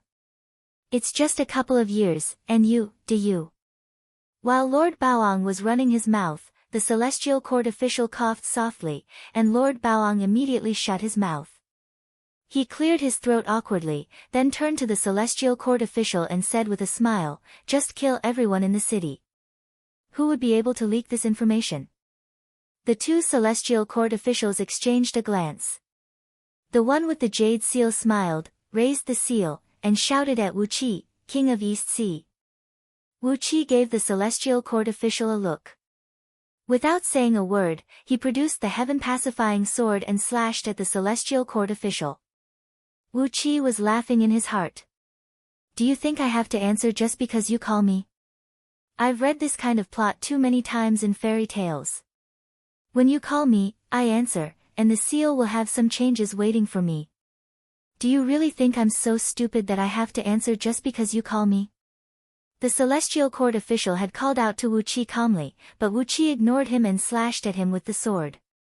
His face flickered, and he quickly performed an incantation gesture with his left hand, raising the seal and slashing it down at Wu Qi's head. As soon as the seal left his hand, it transformed into a ball of misty light the size of a human head, smashing down at Wu Qi's head with a deep, powerful rumble of thunder. Compared with the magnificent appearance of the seal, the heaven-pacifying sword Wu Qi crafted in his previous life looked ordinary and did not stand out in the slightest. It was 3 feet and 3 inches long, 3 inches and 3 centimeters wide, and 3 centimeters and 3 fen thick. Its shape was simple and unadorned, and it did not emit any light or glow. It was just an ordinary sword that met the seal head-on. Crack! An almost inaudible noise came, as if an apple had been cut open by a sharp weapon. The heaven-pacifying sword was still stabbing at the celestial court official's heart. The light of the seal was completely gone, and it was cut in half, falling to the ground and turning into a stream of light that drifted away in the blink of an eye. The celestial court official grunted and coughed out a mouthful of blood. The seal was the magical artifact he had cultivated with his life, and it was about to be upgraded into a primordial artifact by Yuanling. Over the years, it had smashed countless divine weapons and taken countless lives. Never in his wildest dreams did he expect that an ordinary sword wielded by Wu Qi could destroy his prime magical treasure so easily. Lord Baoang was, after all, the son of the great celestial emperor, and his eyesight and knowledge were not something that ordinary people could compare with. Looking at the heaven-pacifying sword that was flying slowly, he cried out at the top of his lungs, "It's a chaotic spirit artifact. It's a chaotic spirit artifact. You're just a subject of Deyu. How could you have a chaotic spirit artifact?" The heaven-stabilizing sword seemed to be flying very slowly, and everyone could clearly see its every move. However, it was precisely this extremely slow-flying heaven-stabilizing sword that had locked onto the star official, unable to move at all. The celestial court official was coughing up mouthfuls of blood because his natal magical artifact was destroyed. He also saw the sword coming at him, but he just kept coughing up mouthfuls of blood and did not move at all. He did not even have the thought of resisting or dodging. Before the heaven-sealing sword, everything was completely frozen, including one's thoughts. The sword, which was flying at the speed of a walking man at most, easily pierced the celestial court official's heart, and then flew back to Wu Qi's hand. The light in the celestial court official's eyes dimmed, and then he fell to the ground, dead. Lord Baoang and the other celestial court officials stared at Wu Qi as if they were looking at a ghost. "How dare you kill my subject?" Lord Baoang growled. "King of East Sea, you, die." Wu Qi stepped forward, broke the water shield with the sword, and slapped Lord Baoang in the face. With a ferocious and twisted smile on his face, Wu Qi stamped his foot on Lord Baoang's abdomen again and burst out laughing. "I'm going to be executed by the heaven with my whole clan, aren't I? Before I die, you'll die with me." The other celestial court official came to his senses. He quickly performed a spell with both hands, trying to deal with Wu Qi, but a spear and a halberd came silently from behind him. The spear pierced his heart, and the halberd pierced his forehead. The celestial court official trembled, and was killed on the spot by the sneak attack of Ao Buzan and Lord Xiansheng. Grabbing Lord Baoang by the neck and lifting him up, Wu Qi sneered at Huang Liang and said, "Tie him up and whip him at will." Huang Liang and the other generals of the East Sea were overjoyed. They cupped their fists and answered with a loud voice. Chapter 855. Above the East Sea City, on a thin cloud 1,000 feet above the ground, on a white bone stake made of the bones of spirit beasts, Lord Baoang, naked, was tied up by dozens of soft ropes woven from reeds, unable to move. These reed ropes were green in color, and there were countless strange runes engraved on them with human blood. Although they were just ordinary ropes made from reeds, with the addition of these runes, they had an extremely strong restrictive power. At most, these ropes could only imprison a peak-level gold immortal, but Lord Baoang had stepped into the realm of 9th-tier primordial 1 eons ago. Of course, as the crown prince of the celestial court, Lord Baoang's overall strength came more from the virtues in the mortal world. He was the so-called primordial of virtues. Although he had the attainment of a primordial expert, he did not have the foundation of a primordial expert, and his magic power and cultivation base were only equal to that of an ordinary upper-tier gold immortal. Therefore, he could not withstand a single blow from Wu Qi. Therefore, these ropes could easily imprison Lord Baoang, and no matter how hard he struggled, he could not move. If he wanted to get out of this predicament, there was another way. If he cracked the top of his head and fled with his immortal soul, abandoning his fleshly body, with his attainment of the realm of primordial, these ropes could not imprison him. But, he had gone through a lot of hardships to obtain this golden body of primordial, so how could he give it up? So, he could only curse at the top of his lungs while being trapped on the bone stake, letting the soldiers and civilians of the East Sea admire his fair and flawless body. Hovering above the thin cloud were dozens of whips made of the skin of venomous pythons, all dipped in strange venom and enchanted with all kinds of strange runes. From time to time, groups of East Sea soldiers would ride their mounts and soar into the sky, land on the cloud, grab the whips and lash Lord Boang's head and face. The restrictive runes on the whips made them as sharp as blades and as heavy as mountains, and every lash tore open Lord Boang's flesh and made him bleed profusely. The whip was soaked in venom. The scarlet venom invaded his body and stimulated his nerves and muscle fibers, magnifying his pain by 100 times. Although he had the cultivation base of a primordial immortal, he still kept shrieking in pain. His shrieks could be heard hundreds of miles away by the wind. Over the past 2 days, many children living near the East Sea city had been woken up by his shrieks in the middle of the night. The venom could not only magnify the pain Lord Baoang was suffering, but it also contained a very strong life force. The venom seeped into his body and stimulated his body to quickly heal his wounds. Every lash of the whip tore open his muscles and skin. After the whip passed through his body, under the stimulation of the venom, his muscles wriggled and grew rapidly. The strange itchiness when his wounds healed was another deadly punishment. Especially, the venom had magnified the itch by hundreds of times, which made Lord Baoang realize what it meant to live a life worse than death. It had been 2 days since he was captured by Wu Qi, and Lord Baoang had been tortured on the cloud. On the first day, it was Huang Liang and the other 19 generals of East Sea who happily whipped him all day long. Lord Boang's skin and flesh were badly mutilated, and his flesh was almost pulled off from his bones.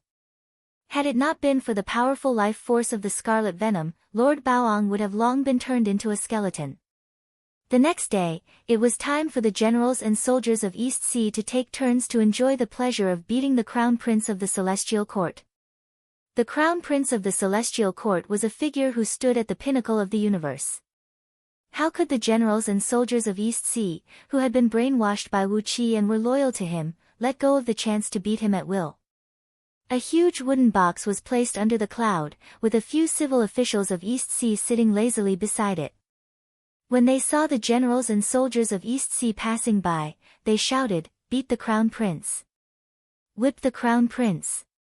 10 lashes for 3 copper coins, and only 20 copper coins for 100 lashes at once. You won't get another chance like this if you miss this opportunity. Beat the Crown Prince! Beat the Crown Prince! Beat the Crown Prince of the Celestial Court!" It was an insult, a downright insult. Not only was it an insult to Lord Baoang, but it had also trampled on the face of the Celestial Court. Wu Qi was angry that Lord Baoang had coveted Princess Xianglu, and even angrier that he had led an army into the East Sea city. Since Lord Baoang thought he did not give Wu Qi face, he would let him know what it was like to slap the face. On a tall pagoda in the middle of the King of East Sea's mansion, Wu Qi, Ao Buzan, Lord Xiansheng, and a group of demon immortals were drinking and having fun. From time to time, some of them would look at Lord Baoang, who was screaming as he was beaten, and happily drink a cup of wine with his screams. After watching for a while, Catfish picked up a wine jar and drank half of it in annoyance, then snapped, "Why hasn't this guy cracked his own head and fled with his immortal soul? I've told you, one of his legs is mine. Once his immortal soul is gone, we'll immediately divide his soft and tender flesh." When Catfish mentioned the matter, Gold Horn, Silver Horn, and a few others began to drool. The group of demon cultivators looked at Lord Baoang eagerly, hoping that he would flee with his immortal soul and be done with it. Since Wu Qi had given him a chance to flee with his immortal soul, why didn't he do it? As long as he did, this fragrant, fair, and tender primordial golden body would be in their mouths. Catfish and the others had eaten countless immortals and cultivators, but they had never tasted the body of a primordial immortal. Especially when this Lord Baoang was the Crown Prince of the Celestial Court. Just for his identity, they had to give him a good meal. For Catfish and the others, who had solved the problem of food and clothing, everything they ate now was food, and it was time to pay attention to taste. Ordinary cultivators were too lazy to eat it, but they were a little interested in heaven immortals. Usually, eating a gold immortal was a serious feast, but this primordial golden body was equivalent to a Manchu Han imperial feast, not something they could eat normally. So, they were drooling while waiting for Lord Baoang to crack his own head and flee with his immortal soul. Wu Qi had already set up a follow-up plan to deliberately tease Lord Baoang. When his immortal soul was some distance away, when he was glad that he had escaped, the 6 blood-draining celestial fiends, who had sealed off the universe millions of miles away, would naturally tell him what a boundless nightmare was. When that time came, Lord Baoang's fleshly body would be their food. How wonderful would that be? Especially Ao Buzan. He kept pouring wine into his wine vessel, spilling it all over the ground. What a nice human whip, the whip of a primordial immortal, he murmured, it's a great tonic for energy and yang. Should I put it in a hot pot or stir-fry it? Or should I just slice it and dip it in mustard? That's also a way to eat it, isn't it? Lord Baoang's miserable howls kept ringing out. Wu Qi sat upright in a large chair and watched as dozens of East Ocean soldiers whipped Lord Baoang until he was bleeding profusely. His eyes were as cold as 10,000-year-old ice cubes. Lord Baoang had leaked the news 2 days ago. So, in 2 or 3 years at most, the Celestial Court and the Buddhist League would launch a full-scale attack. Once they did, there would be no turning back for Diyu, the Celestial Court, and the Buddhist League. When that happened, Wu Qi would have to face the Celestial Court no matter what. No matter how he humiliated Lord Baoang now, he would have to face the Celestial Court in the end. If that was the case, how could Wu Qi let Lord Baoang have an easy time since he had foolishly knocked on his door and asked for death? I'll have to do it sooner or later. You're the crown prince of the Celestial Court, so it's a good time to kill you as a sacrifice. Wu Qi snorted coldly. You don't know what you're talking about. Do you really think the Celestial Court will win for sure? How dare you come here at this time to court death? I'm helping you achieve your goal. If you want to die, I'll send you to hell. Just as he was thinking of something ruthless, a purple cloud drifted down from the sky, bringing with it a strange fragrance. Colorful heavenly flowers of various colors were drifting down, each emanating a strong fragrance that refreshed the senses of those who smelled it.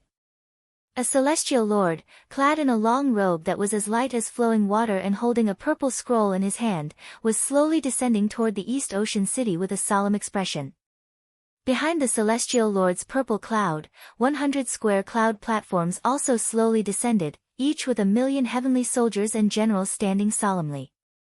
They descended silently from the sky, emanating a tremendous pressure that made the air around the East Ocean City stagnate. When he was still 100 miles above the ground, the celestial lord pressed down the cloud, unfolded the purple scroll in his hand, and read it out emotionlessly. His Majesty has decreed that the King of East Ocean, Diyu, is to return Lord Baoang to you, and no one will be held accountable for what happened in the past. Closing the scroll, the celestial lord looked at Wu Qi and said in a deep voice, King of East Ocean, please release the crown prince of the Celestial Court.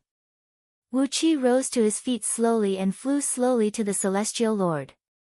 He studied the Celestial Lord for a while. He was only an 18th tier gold immortal, but the quality of the robe he was wearing was very high, making him an important subject of the Celestial Court. Clearly, this Celestial Lord had a strong backing, which was why he could occupy a high position in the Celestial Court with the strength of an 18th tier gold immortal. After studying the Celestial Lord for a while, Wu Qi said indifferently, what if I don't release him? The Celestial Lord narrowed his eyes at Wu Qi and said with a sneer, the army of the Celestial Court will trample the East Ocean to the ground. Wu Qi picked his ear with one hand, then wiped his fingers on the robe on the chest of the Celestial Lord. Do you dare, Celestial Court? Wu Qi patted the Celestial Lord's face and said with a chuckle, I won't release him. If you want to release him, ask the great Celestial Emperor to come here and admit in front of me that he has failed to teach his son well, that he has taught a mad dog to bite people everywhere. The great Celestial Emperor must compensate me with the compensation for the loss of 10 billion elite soldiers in the East Ocean, as well as the compensation for the loss of 100 billion civilians. By the way, the Crown Prince has raped 1 trillion civilians in the East Ocean, so you have to calculate the compensation carefully. The celestial lord's face turned purple with anger at Wu Qi's action, and then he laughed when he heard the astronomical figure Wu Qi mentioned. Trembling, he pointed at Wu Qi and said, "Good, good, what an arrogant man. You are so domineering and rude, and the disaster of the East Ocean is right in front of you." Wu Qi touched his nose, then suddenly smiled at the celestial lord and said, "I'm wrong, I'm really wrong. Please forgive me, celestial lord." The celestial lord's face became much better. "Now that you know you are wrong, it proves that the East Ocean can still be saved," he said with a cold smile. Wu Qi nodded repeatedly and said, "Yes, I'm really wrong.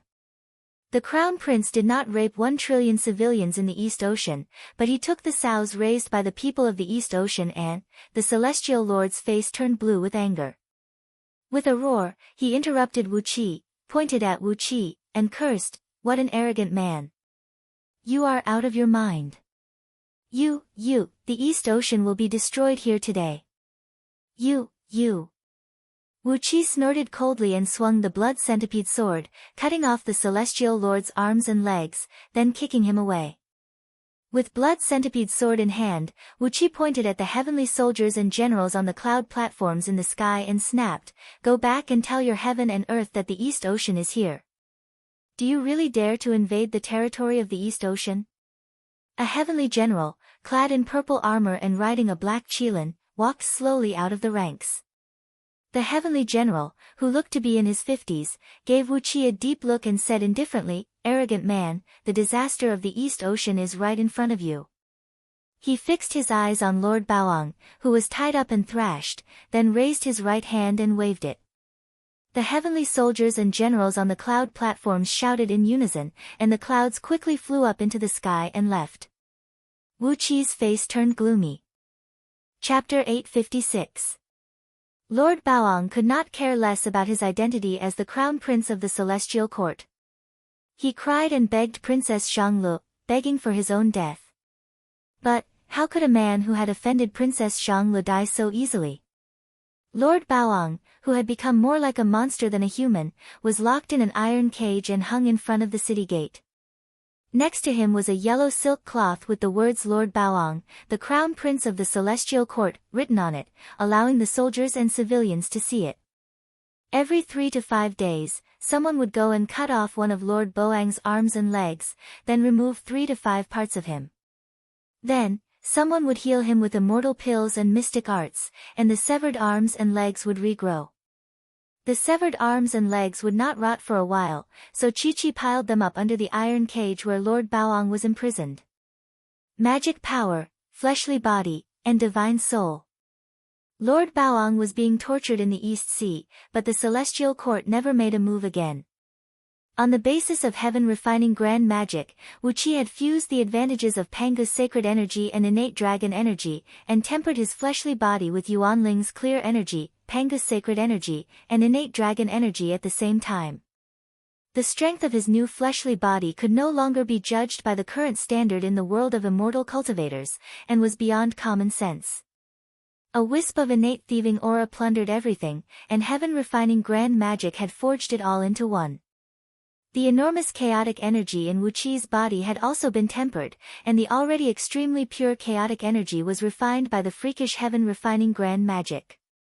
Out of 10,000 portions of chaotic energy, 1 portion was finally refined into the primordial purple energy, which only appeared briefly when the great Saint Pangu created the world, and was only heard about through the grapevine even among the chaotic fiend celestials and demons. Heaven refining grand magic used one's own body as the material, and with the help of the heaven refining cauldron, it melted everything in the world into one. Yuanling's clear energy, unique to Yuanling's nether realm, was the fuel of the cauldron, and Yuanling's clear energy could best strengthen the fleshly body and the divine soul. In the past, Elder Yuanling's physical body was ranked in the top 3 among countless chaotic divine demons because of the refining of heaven technique. The internal strife in the palace was filled with endless means, and all kinds of dark tortures were the cruelest. Furious, Princess Xianglu ordered the old eunuchs in Great Yen Palace to torture Lord Baoang with the cruelest means. So, 7 days later, Lord Baoang was turned into a piece of bacon.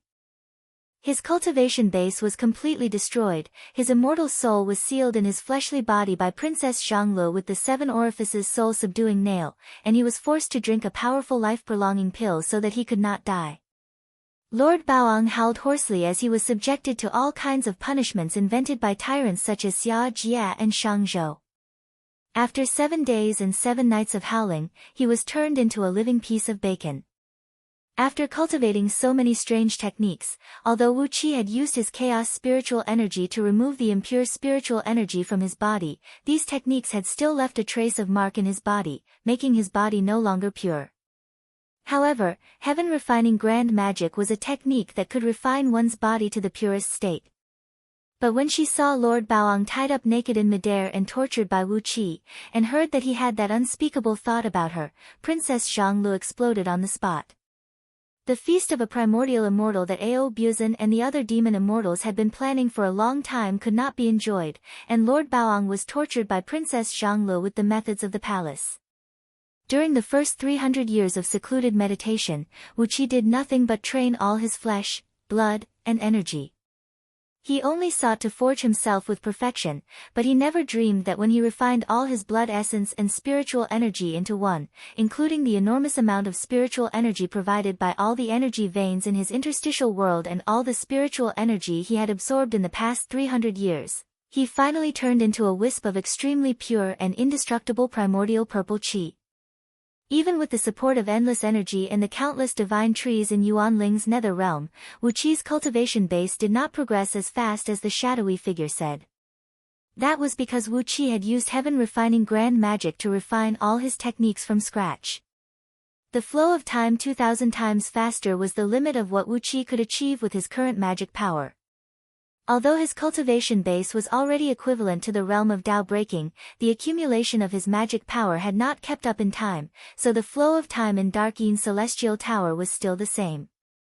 As long as Wu Qi continued to improve his magic power, the flow of time in Dark Yin Celestial Tower would naturally become faster and faster. The true body of heaven and earth scripture was derived from Pangu's body tempering technique, while the dragon transformation script was derived from Arko Zhu Long's body tempering technique. It was not the original form of those two cultivation techniques, so how could it compare with the powerful fleshly body refined by Yuan Ling's heaven-refining grand magic? Wu Qi began to refine his body inch by inch from the most basic level, using heaven-refining grand magic to refine his body. The immortal energy of primordial immortals and zenith heaven golden immortals was merely borrowed from the power of the heavenly Tao. The difference was the amount of the heavenly Tao contained in the immortal energy, and the purity of the immortal energy varied. But the primordial purple energy was the pure condensation of the heavenly Tao, and the spells triggered by the primordial purple energy were the specific manifestation of the power of the heavenly Tao. Even the power of an ordinary palm thunder was no different from the heavenly tribulation of the heavenly Tao. The aura of thievery and the primordial purple energy were calcined as one, and with a thought in Wu Qi's mind, he began to extract the natural energy around him in an almost predatory manner. The speed at which he absorbed energy was at least 10,000 times faster than before, and his magic power was improving at a rate that could scare other primordial immortals to death. During the 30 years of training, Wu Qi's 18 blood-draining celestial fiends had brainwashed these soldiers and oracles with the magic of the Fiend League, instilling in them the belief of absolute loyalty to Wu Qi every day.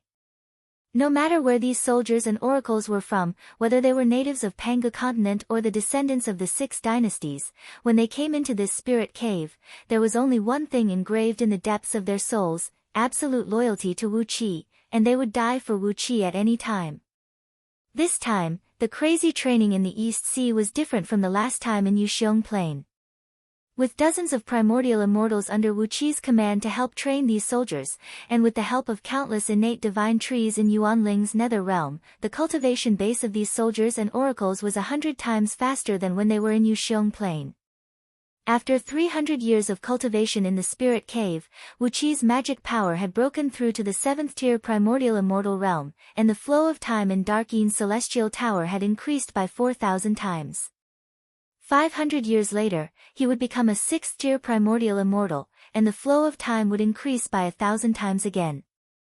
600 years later, he would become a 5th-tier primordial immortal, and the flow of time would increase by 1,000 times again. Your Excellency, the third prince of the celestial court is cursing us outside the city.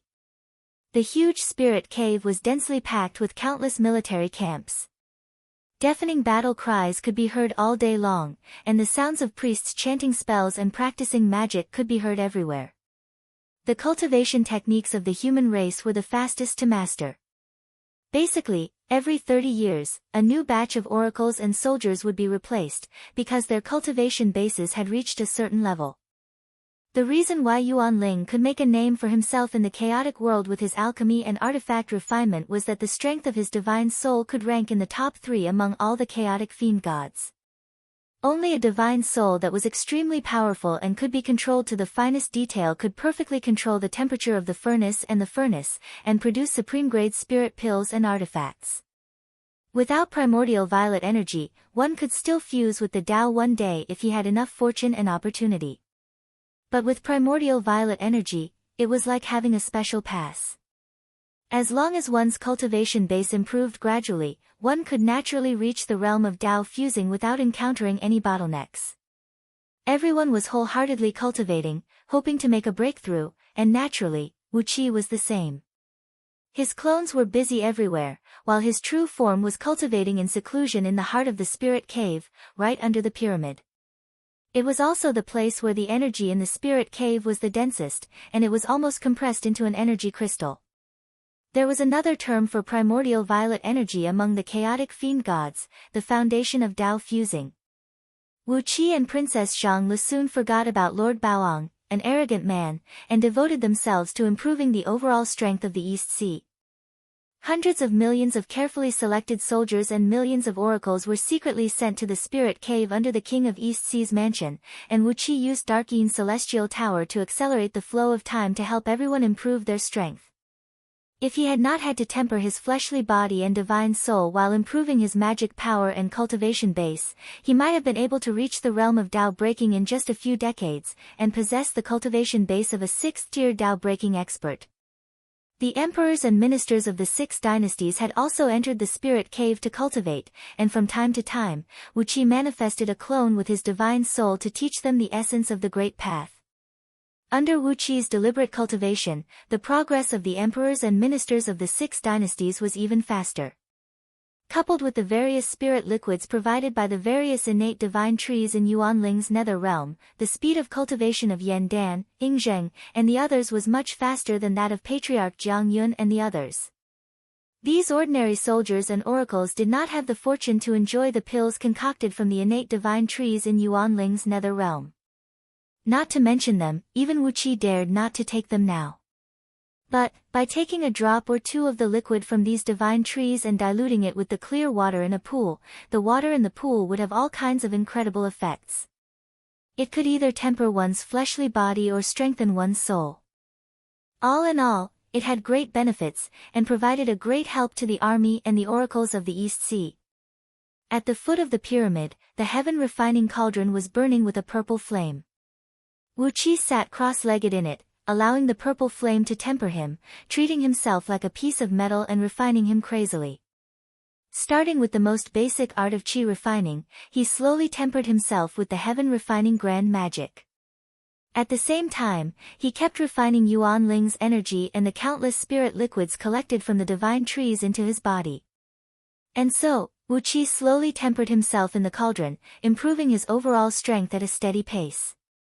Finally, one day, the flow of time in Dark Yin's celestial tower accelerated to 10,000 times, and Wu Qi's cultivation base stopped at the level of peak-level primordial immortal. Lord Baoang could only watch as his arms, legs, and internal organs piled up into a small hill before his eyes, and every 2 or 3 days, he had to suffer the inhumane torture of having his limbs cut off and his abdomen cut open. He could neither live nor die, and could only struggle and wail in the iron cage every day, begging for death. He regretted so much that he had offended a terrible woman like Princess Xianglu, but there was no medicine for regret in the world. Lord Baoang's fate was miserable. Wu Qi could not help but shudder at the thought of how miserable it was. Immersed in the heaven-refining grand magic, Wu Qi continued to cultivate without any sorrow or joy. A vast amount of energy fused into his body, and there was no more chaotic energy inside him. Instead, there was a vast expanse of purple mist rising and filling him with a faint purple mist. Any random movement of his would cause the purple mist to rise, and the void around him would become blurry like porridge. A sharp voice rang out and interrupted Wu Qi's cultivation. It was like this: Princess Zhang Li had helped the people of the 6 dynasties migrate all the people and armies to the East Sea. She had been in high spirits, but after she found hundreds of thousands of good seedlings suitable for practicing the magic of the ghost deity, which belonged to Oracle Diyu, she happily brought them back to the East Sea City, preparing to train her disciples with the help of the underground spirit cave. Chapter 857. A challenge from the third prince of the celestial court. Wu Qi gave a cold snort. The heaven-refining cauldron transformed into a stream of flame and shot into his forehead, leaving a faint shadow of a purple cauldron on his forehead. He shook his body lightly, and a series of crisp popping noises rang out from all his joints. Wu Qi waved his hands to both sides, and an invisible and traceless stream of energy wrapped around him spread out in all directions, enveloping the entire spirit cave in an instant. Long roars rang out incessantly, and all the soldiers and oracles of the East Sea who were undergoing training in the spirit cave had their cultivation improved by 1 to 3 to 5 grades at the same time. The stream of energy unleashed by Wu Qi was the impure energy extracted from his body. But for other cultivators, it was like a supreme spirit pill, as it had a magical power that could make one ascend into an immortal from the ground. Not to mention the ordinary soldiers and oracles, even the almighty experts who had stepped into the realm of primordial, such as Princess Zhang Li, felt their bodies heating up as a vast force carrying an endless stream of energy was injected into their bodies. After they circulated the energy 49 times, it transformed into a stream of pure magic power and entered their bodies. Their magic power was actually improved by 1 grade by the stream of energy unleashed by Wu Qi. A strange light flickered, and a long roar towered into the sky. A column of flame rose from the top of Princess Zhang Li's head, and a golden body of the god of fire, shrouded in purple flames, slowly took shape above her. In the distance, the emperor of Great Chu Ping, let out a long roar as 3 balls of dark air rushed out from the top of his head.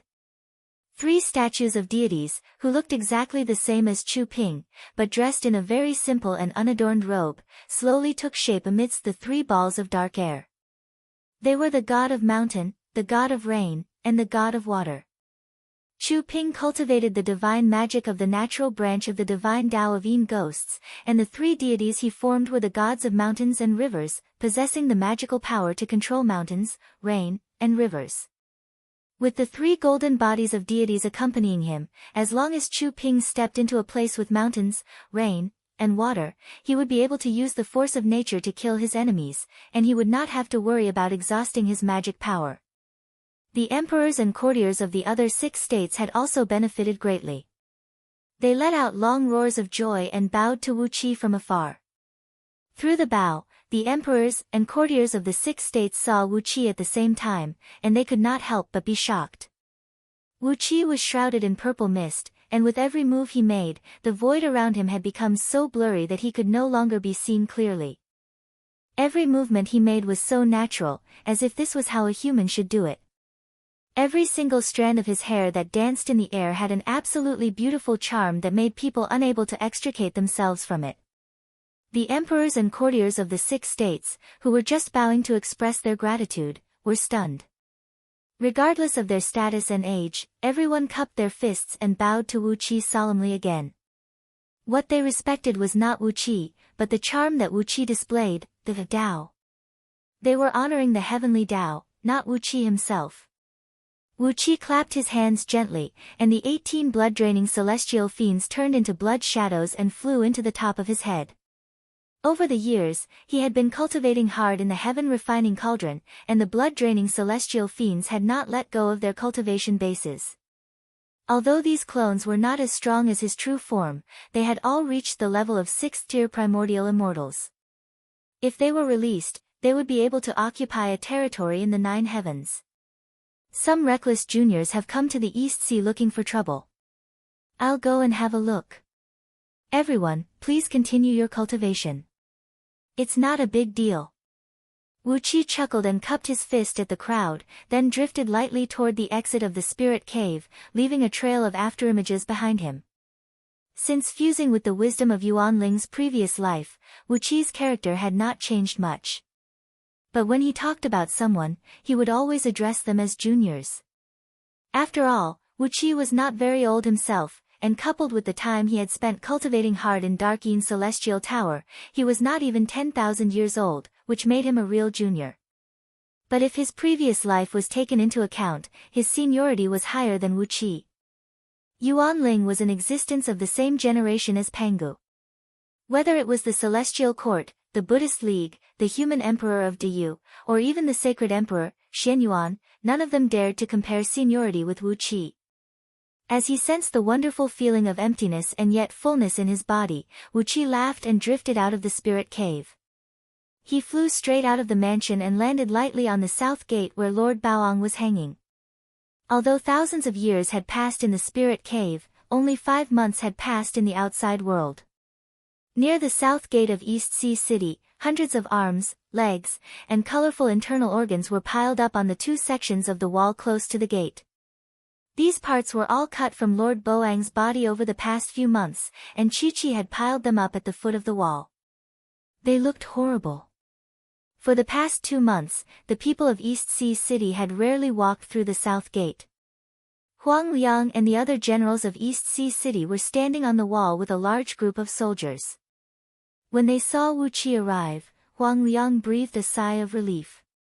He came up to Wu Qi and whispered, "Your Excellency, that boy who cursed us has a vicious tongue. Every word he said was about your ancestor.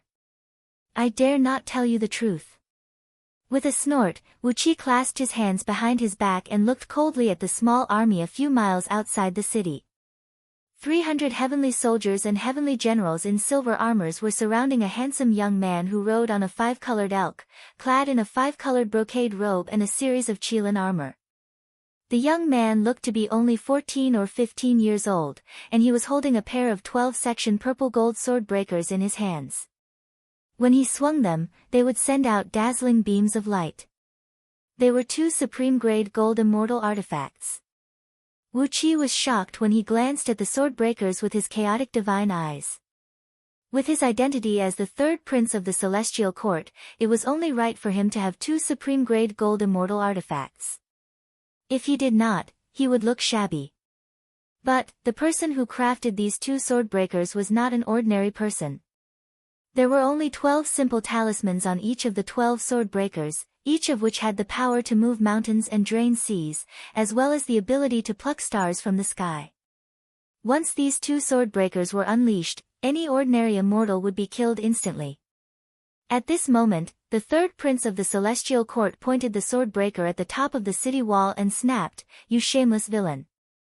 How dare you harm my brother with such a vicious punishment?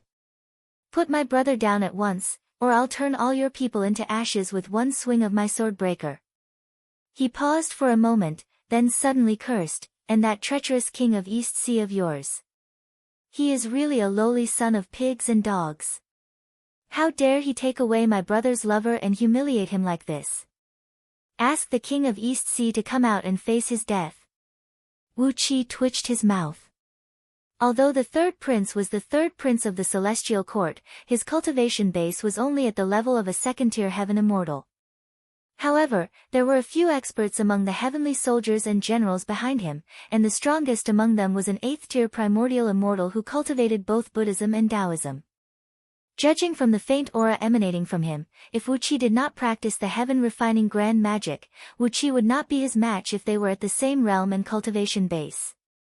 Clearing his throat, Wu Qi said in a clear voice, "3rd Prince, I'm Wu Qi, the King of East Sea." With his current cultivation base, Wu Qi did not care about titles, so he openly used his real name. The 3rd prince raised his eyebrows, pointed a finger at Wu Qi, and cursed, "You're the despicable thief. Release my brother at once and hand over the beauty he has taken a fancy to. Otherwise, all the living beings in the East Sea will be reduced to dust today." Wu Qi gave the 3rd prince a deep look, who had a weak cultivation base but a very arrogant tone. Then, he looked up into the sky. With his current cultivation base, he could see through the 33 heavens, all the way to the 9 heavens. As long as he wanted to, he could see everything in the universe clearly. But, what puzzled Wu Qi was that there was no one in the sky to help him. There were only a few heavenly generals on duty walking back and forth lazily in front of the southern gate of the 33 heavens, and there was no sign of an ambush. Wu Qi was stunned. He stamped a few iron chains on the battlements, shaking the cage that imprisoned Lord Baoang. Lord Baoang, this third prince is not your father's son, is he? How dare he invade the East Sea with just the cultivation base of a second-tier heaven immortal? Lord Baoang, whose soul was almost disintegrated from the torture, shuddered and screamed, "Don't hit me! Don't hit me! Lord Boyang is indeed my brother. It's just that he was born with an incomplete soul, and his progress in the cultivation of immortal magic is very slow, so he only has the cultivation base of a second-tier heaven immortal now. But, he is my brother, the only remaining son of my father and mother, and he is the closest to me." Wu Qi understood. The great celestial emperor of the celestial court had the empress and countless concubines, so he had countless children. Lord Baoang was the eldest son of the empress, so he was made the crown prince of the celestial court. Lord Boyang was the second son of the empress, and he was Lord Boang's blood brother. But, how could the great celestial emperor's child be born with an incomplete soul? This was too strange. Wu Qi did not say a word. Seeing that Wu Qi was ignoring him, the third prince, Lord Boyang, felt a surge of arrogance rising in his heart.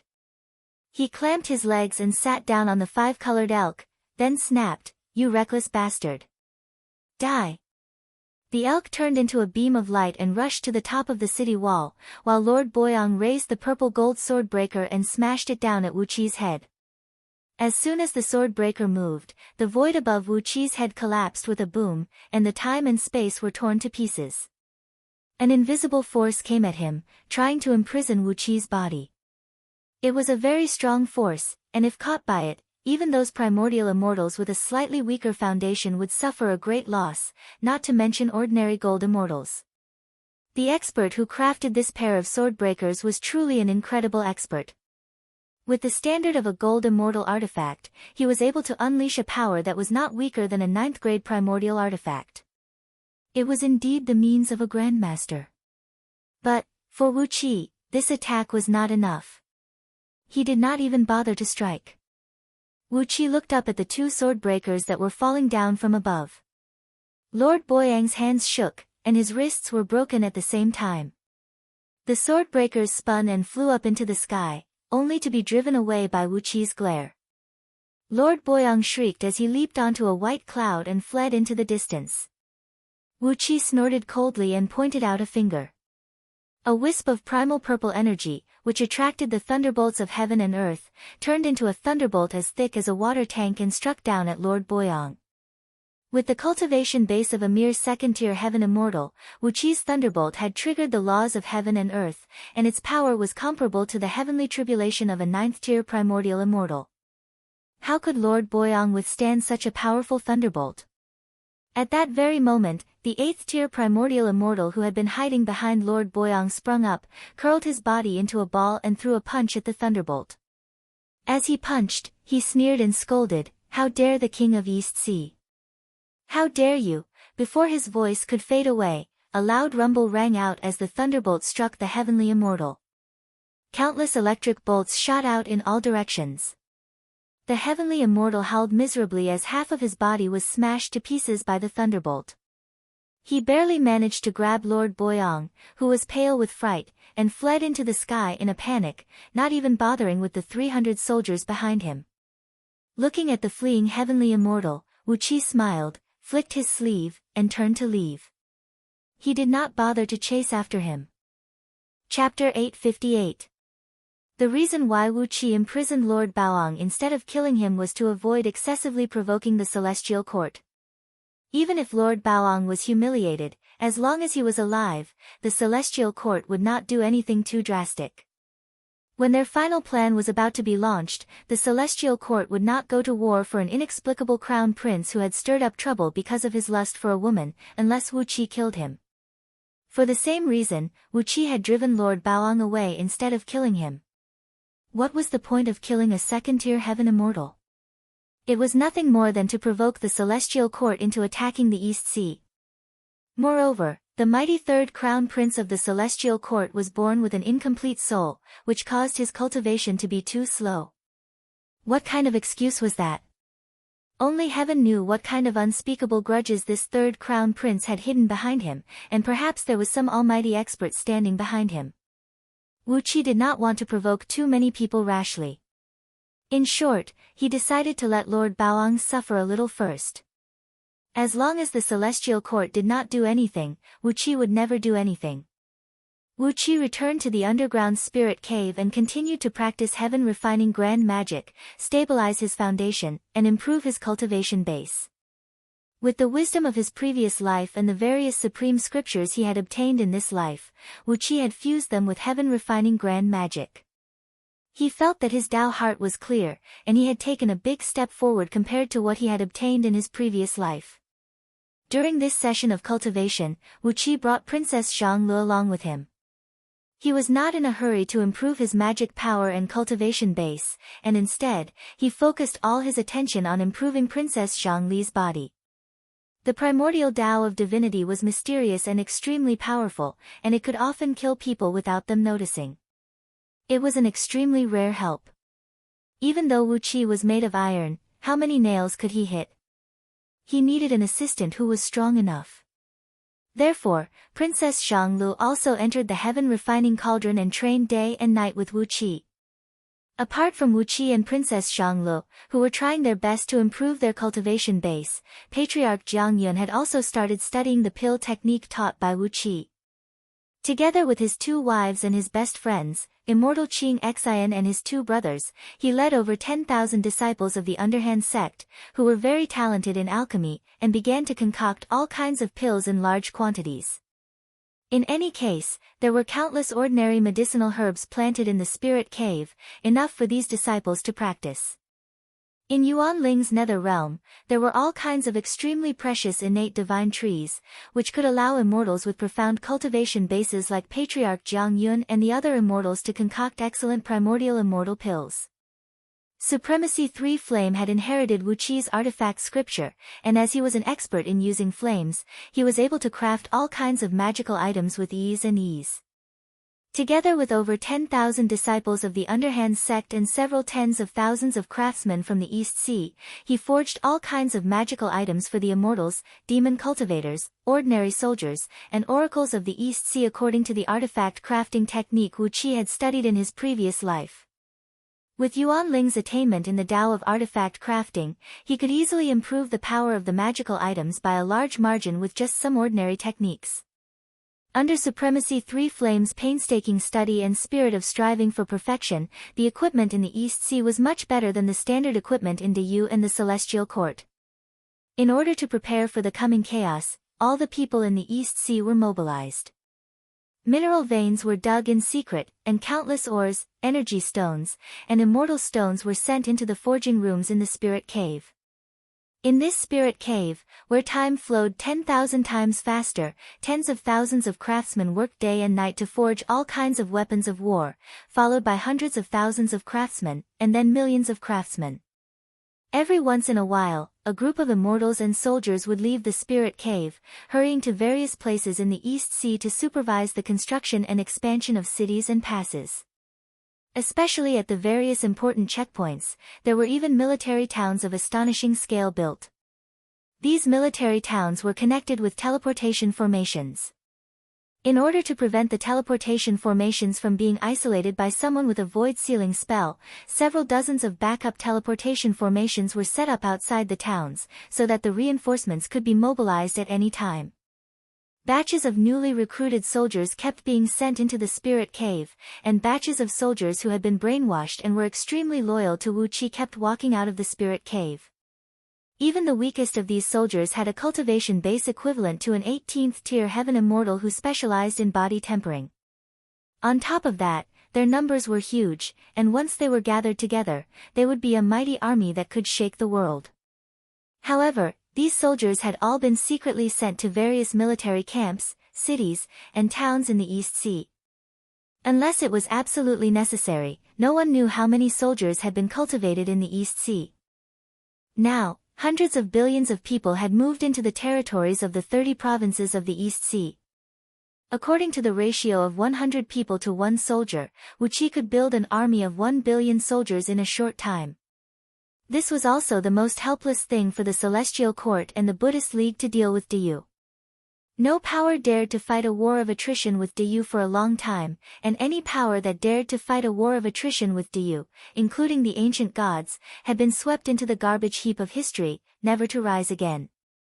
With the cultivation techniques of the human race and the huge population, if it were not for some objective conditions, Diyu's army would have long swept across outer heavenly realms like locusts, and even reached the gates of the Celestial Court and the Buddhist League.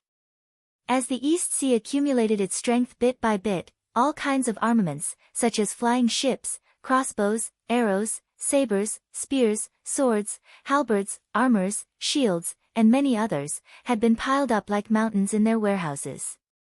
According to Wuqi's highest order, the East Sea was preparing armaments on a scale of 10 billion people who had been killed or wounded in 10,000 years of war.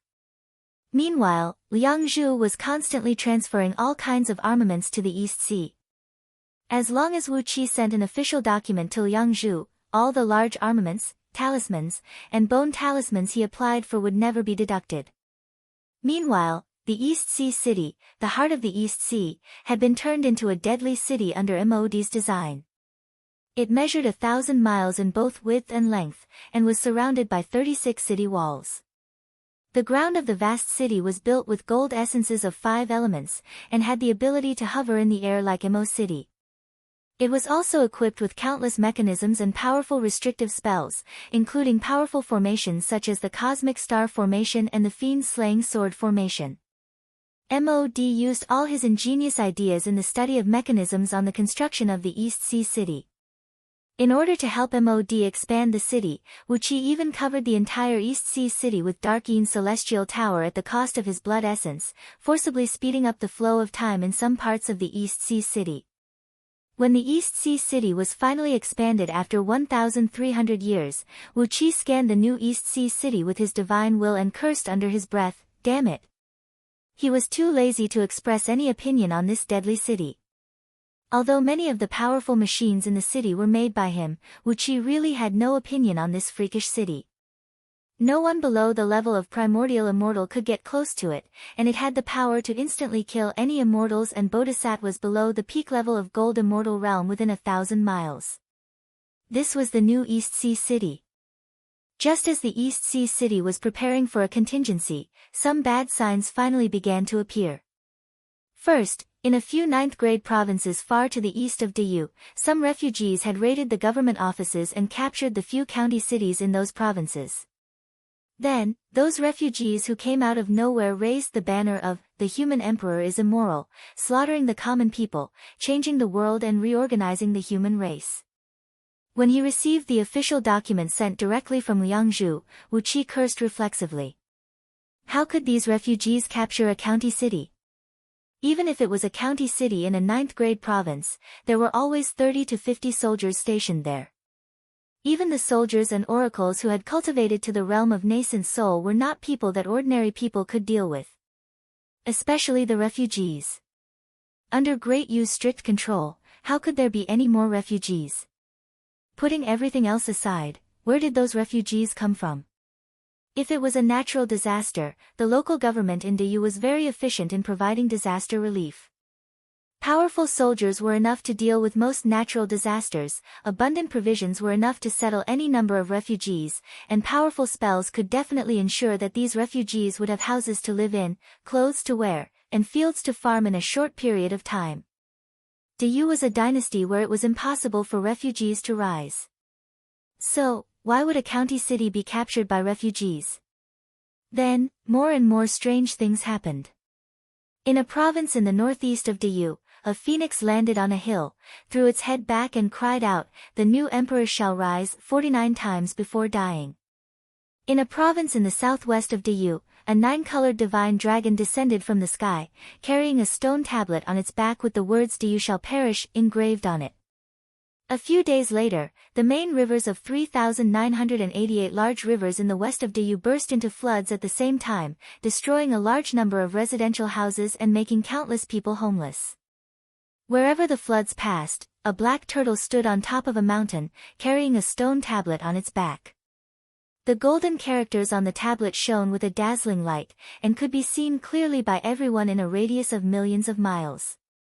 A line of golden characters read, "The birth of the sacred emperor, the abdication of the human emperor."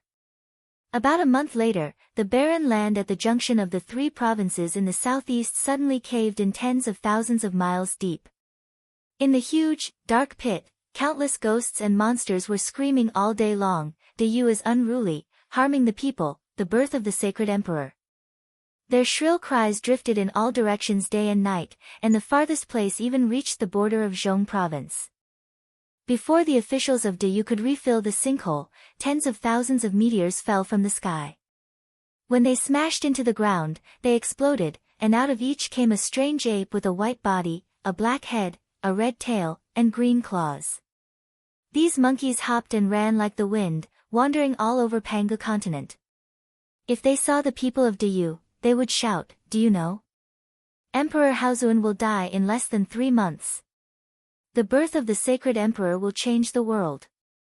The birth of the sacred emperor will change the world." Or, when they ran into the local officials of Dayu, these monkeys, who ran so fast that ordinary Dayu generals could not catch up with them, would shout, "Aren't you going to save your own lives? Run! Dayu is unruly, and the emperor's aura is crumbling. Dayu will be destroyed, and a new emperor will rise." Emperor Haozuan flew into a rage and sent a large number of powerful oracles to hunt down these monkeys. But, no one knew what these monkeys were, as they could tear through the void and travel at will. Even though the supreme oracles of Dayu possessed mighty cultivation bases, none of them could kill even one monkey and offer it to Emperor Haozuan.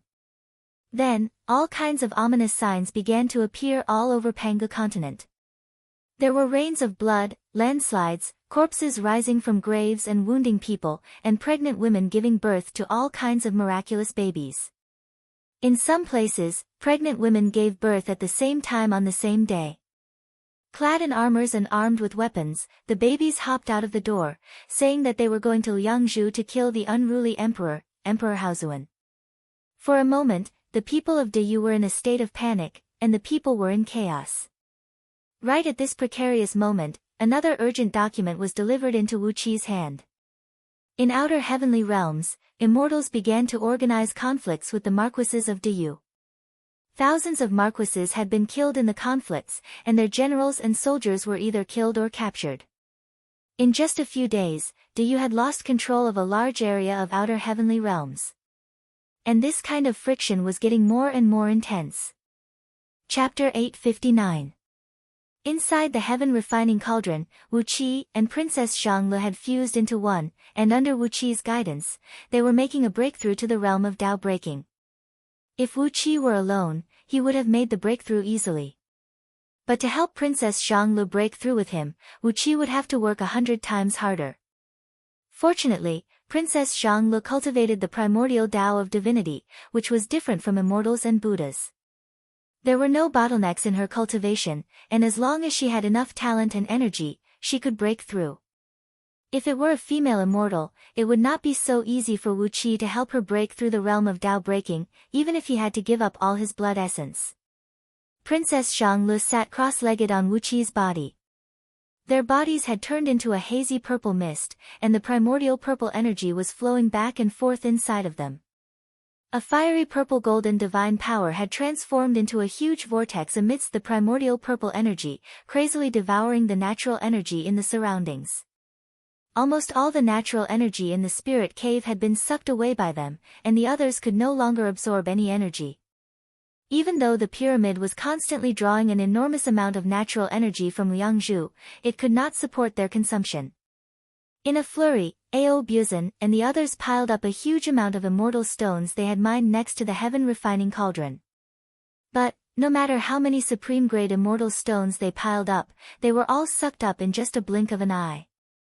Luo Lu and the others had left the spirit cave and gone to various spirit mountains and rivers in the East Sea to mine immortal stone veins for Wu Qi and Princess Zhang to use in their cultivation. With their cultivation bases as primordial immortals, Luo Lu and the others had collected all the immortal stones in all the energy veins within hundreds of thousands of miles with just a wave of their hands.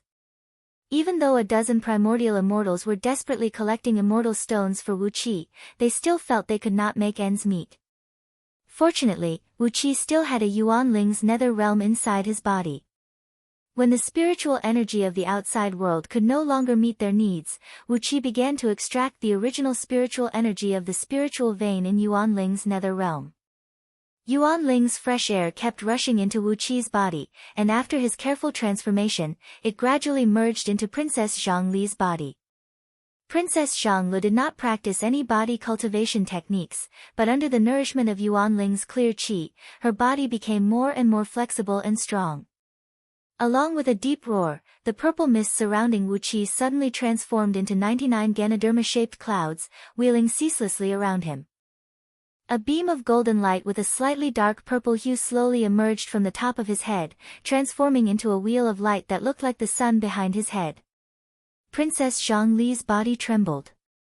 The indestructible lotus, the cardinal tower, and the heart seal emerged at the same time, and the same beam of golden light with a slightly dark purple hue rose from the top of her head.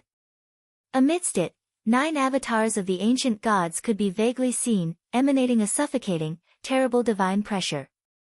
Wu Qi slowly opened his eyes and clenched his fists. The flow of time controlled by the Dark Yin Celestial Tower had quietly increased to 20,000 times its original speed. Wisps of purple mist shone from his eyes as he looked up into the sky. His chaotic divine eyes had evolved into the primal Dharma eyes. With just a glance, nothing under the heaven could escape his sight, unless it was blocked by an almighty expert with a cultivation base equal to his. Very good. A few of my old enemies are still alive. And they are very nourishing. With a flash of purple mist in his eyes, Wu Qi retracted all his aura. He and Princess Zhongli had broken through to the 6th tier of the Divine Gold Realm at the same time, which was the lowest tier of the Tao-breaking realm.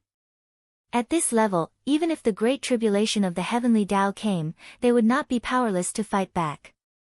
The so-called Tao-breaking realm was the possibility of destroying the Heavenly Tao and transcending the shackles of the Heavenly Tao. Princess Zhongli opened her eyes as well. She bent down and kissed Wu Qi on the forehead, frowned, and said with a sigh, "But now, unless we can cultivate in seclusion in Yuxiong Plain, it will be a long time before we can break through to the next realm." The amount of magic power needed to break through to the 9th tier of the primordial realm was a frightening number. It was because Wu Qi had refined 2/3 of Kitagarb's magic power that he and Princess Zhongli could safely break through to the peak of the 1st tier of the primordial realm. Even though they did not encounter any bottlenecks in their cultivation base, the accumulation of magic power alone had troubled them for a long time. If Wu Qi had not extracted the essence of Yuanling's nether realm at all costs, and at the cost of nearly destroying Yuanling's nether realm, he could barely gather enough energy to transform into magic power for himself and Princess Zhongli to break through. Now, the essence of Yuanling's nether realm was almost gone. If he wanted to restore it to its original state, it would take at least hundreds of thousands of eons to replenish it, unless it could plunder a large number of energy veins from the outside world. He helped Princess Zhongli up, summoned a pool of clean water, and washed their bodies. After that, both of them changed into a new set of clothes. Wu Qi was wearing the robe of Diyu, while Princess Zhongli was wearing the robe of a supreme oracle. As he put on his clothes, shoes, socks, and a crown, Wu Qi chuckled and said, "It's already a blessing that we've broken through to the realm of Tao breaking in such a short time. It's not convenient for us to do it now. When the time comes, when the world is in chaos, we won't be able to slow down our breakthroughs." Just now, when he scanned the sky with his Dharma eyes, Wu Qi found the cave abodes of several old acquaintances in the sky above Pangu continent. Unlike Wu Qi, their cultivation bases were not as radical as his, but had been accumulated bit by their own hard work. Countless eons before Pangu created heaven and earth, these old fools had already existed, and after countless years of hard work, they had only reached the realm of Tao breaking, which was still some distance away from fusing with the Tao. Wu Qi and Princess Zhongli's cultivation base was so fast that they should not ask for more. Of course, with the scroll of stealing and the innate wisp of thievery energy, Wu Qi could break through to the peak level of Tao breaking in just a few hundred years if he dared to do anything reckless. But, with the lesson of the white mouse, how could Wu Qi dare to do anything reckless? Although many of the people who killed the white mouse were now dead, some were still alive. Wu Qi swore that as long as he went around unscrupulously killing primordial immortals and divine gold immortals and stealing their cultivation bases like the white mouse, he would be hunted down by all the almighty experts in the universe in less than a year. Even Yuxiong Plain was not a good place to go. It was one thing to crazily extract natural energy from the spirit cave under the East Sea, and it could be said that the East Sea had trained too many armies there. But, if he went to Yuxiong Plain to cultivate with all his might, once a Tao-breaking expert absorbed natural energy with all his might, it would cause the natural energy in the entire Yuxiong Plain to change. Wu Qi did not want to be hunted down by De Yu's backers. If he was hunted down by the Yellow Emperor, Xianyuan, or the Yen Emperor, Shenong, he would not be able to fight back or scold them. That would be very unfair. Although he was a chaos fiend god in his previous life, Wu Qi was reincarnated as a human being in this life, and he really regarded himself as a descendant of the human race. After all, Yuan Ling had lived a boring life in his previous life, and as a human being in this life, Wu Qi had too many ties and concerns, so he could not help but care about them. Gently patting Princess Zhongli's buttocks, Wu Qi breathed a long sigh and said, "Don't worry, don't worry. Just now, I saw those immortal officials and heavenly lords of the celestial court in outer heavenly realms setting up something very interesting. Chaos is coming, and as long as it does, we will have a chance to strike." Grinning coldly, Wu Qi narrowed his eyes and said, "You and I don't have a bottleneck in our cultivation. It's just a problem of our magic power and cultivation base. When the time comes, we can capture as many primordial immortals of the celestial court, Buddhas of the Buddhist League, great heavenly ghost kings of the ghost realm, fiend emperors of the fiend realm, and demon emperors of the demon realm, and we'll take all their cultivation bases as our own." Even Mouse Bai could reach the peak level of Tao-breaking realm in just a few hundred years, so how could Wu Qi be weaker than him? In the past, the white mouse was all alone, and he had offended too many people because of his unscrupulous behavior. But now, Wu Qi had so many people around him, so many friends and family, and his means had become more shrewd and treacherous. He would never make the same mistake as the white mouse. With a proud sneer, 18 figures rushed out of the top of Wu Qi's head. After being tempered by the heaven-refining cauldron, the impurities in his blood-draining celestial fiends' bodies had been completely removed. Therefore, in the eyes of others, they looked like immortals of great virtue. Each of them was shrouded in immortal energy and had the cultivation base of a first-tier primordial immortal. But, it was a pity that Wu Qi's cultivation time was too short. Although these clones had strong cultivation bases, they lacked handy magical treasures. They did not even have a primordial immortal artifact, not to mention a supreme artifact of primal chaos or a spirit artifact of chaos. This had greatly reduced their overall strength. As long as he could make up for this shortcoming, Wu Qi was confident that he could slowly deal with those old fools. No matter what they want to do, how can they not give me some benefits? Wu Qi sneered. The heaven-refining cauldron turned into a beam of dim light and shot up into his forehead, turning into a faint shadow of a round cauldron that was imprinted on his forehead. The pyramid in the middle of the spirit cave was constantly spewing out a huge amount of natural energy. The natural energy that Wu Qi and Princess Zhongli had drained over the past 2 years was quickly restored, and the soldiers, immortals, and oracles of the East Sea had once again resumed their normal training. Lu Qingfeng and the other civil officials of the East Sea rushed up to Wu Qi and presented the documents they had accumulated over the past few days. Princess Zhongli took over all the documents and quickly read them, while Wu Qi clasped his hands behind his back and looked at the soldiers of the East Sea who were undergoing hellish training in the spirit cave with a smile on his face. What a delightful sight! So many heroes of the Warring States period were training these soldiers of the East Sea: Baiqi, Wang Jian, Meng Tian, Li Xian, Wei Liaozi, Li Mu, Lian Pe, Zhao Kuo, Yu Yi, and many others. What a delightful sight! While the famous generals were training the soldiers, Ge Gazi, Sun Kuang, Mod, Su Qin, Zhang Yi, Li Si, Su Fu, and a few others were teaching the oracles of Dong Hai's Directorate of Celestials all kinds of cunning strategies. Wu Qi's ears twitched, and what Ge Gazi and the others were teaching came into his ears immediately. After listening to a few sentences, Wu Qi felt his heart beating wildly. What a pity! Whether it was Diyu, the Celestial Court, or the Buddhist League, they all paid particular attention to fighting in a dignified manner, adhering to the rule that only the strongest would win. But, what did Ge Gazi and the others teach these oracles? Wu Qi could not help but sigh for those who would have to fight the army of the East Sea in the future. They would surely die a miserable and aggrieved death, wouldn't they? Wu Qi suddenly realized that it was absolutely wise of him to forcibly gather the people of the 6 dynasties together. Just then, Princess Zhang cried out in alarm. He quickly turned to look at the document in Princess Zhang Li's hand. 300 outer heavenly realms closest to Pangu continent are flying here at high speed. Chapter 860. In the starry sky outside Pangu continent, a small piece of space suddenly twisted, and in the next moment, Wu Qi and Princess Zhang Lu appeared silently. The motionless lotus under their feet was slowly spinning. The faintly discernible motionless lotus was divided into 9 layers, with 360 petals forming a thick lotus throne. Wisps of chaotic aura enveloped them, isolating them from any possible probing methods from the outside world. Looking at Pangu continent from this place, the indescribably vast continent looked like a tiny speck the size of a needle tip. In the distance, a huge landmass called Far Heaven was flying towards Pangu continent, leaving a long, fiery tail behind it as it smashed through the debris in its way. The Far Heaven realm was a fragment of Pangu continent that was classified as an upper-tier heavenly realm among the outer heavenly realms. It was 3 million miles thick, and its surface area was the size of 4 Zhong provinces.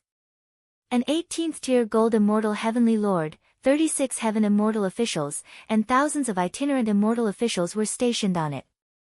Like the other heavenly realms under the control of the Celestial Court, there was an immortal city in Far Heaven for immortals and itinerant cultivators to trade and meet. At the same time, a marquis of the people, who was sent by Diyu, was stationed there with 100,000 soldiers. Apart from the Heaven Lords, immortal officials, and immortal officials stationed by the Celestial Court, and the 100,000 soldiers stationed by Diyu, no one else could be stationed in Far Heaven. Far Heaven, where even the fairies did not have a branch, had accumulated an enormous amount of natural energy. The concentration of natural energy here was even comparable to some places on Pangu continent where the natural energy was thin. But at this moment, the vast Far Heaven of Dharma derivation was only left with a thin stream of spirit energy drifting back and forth.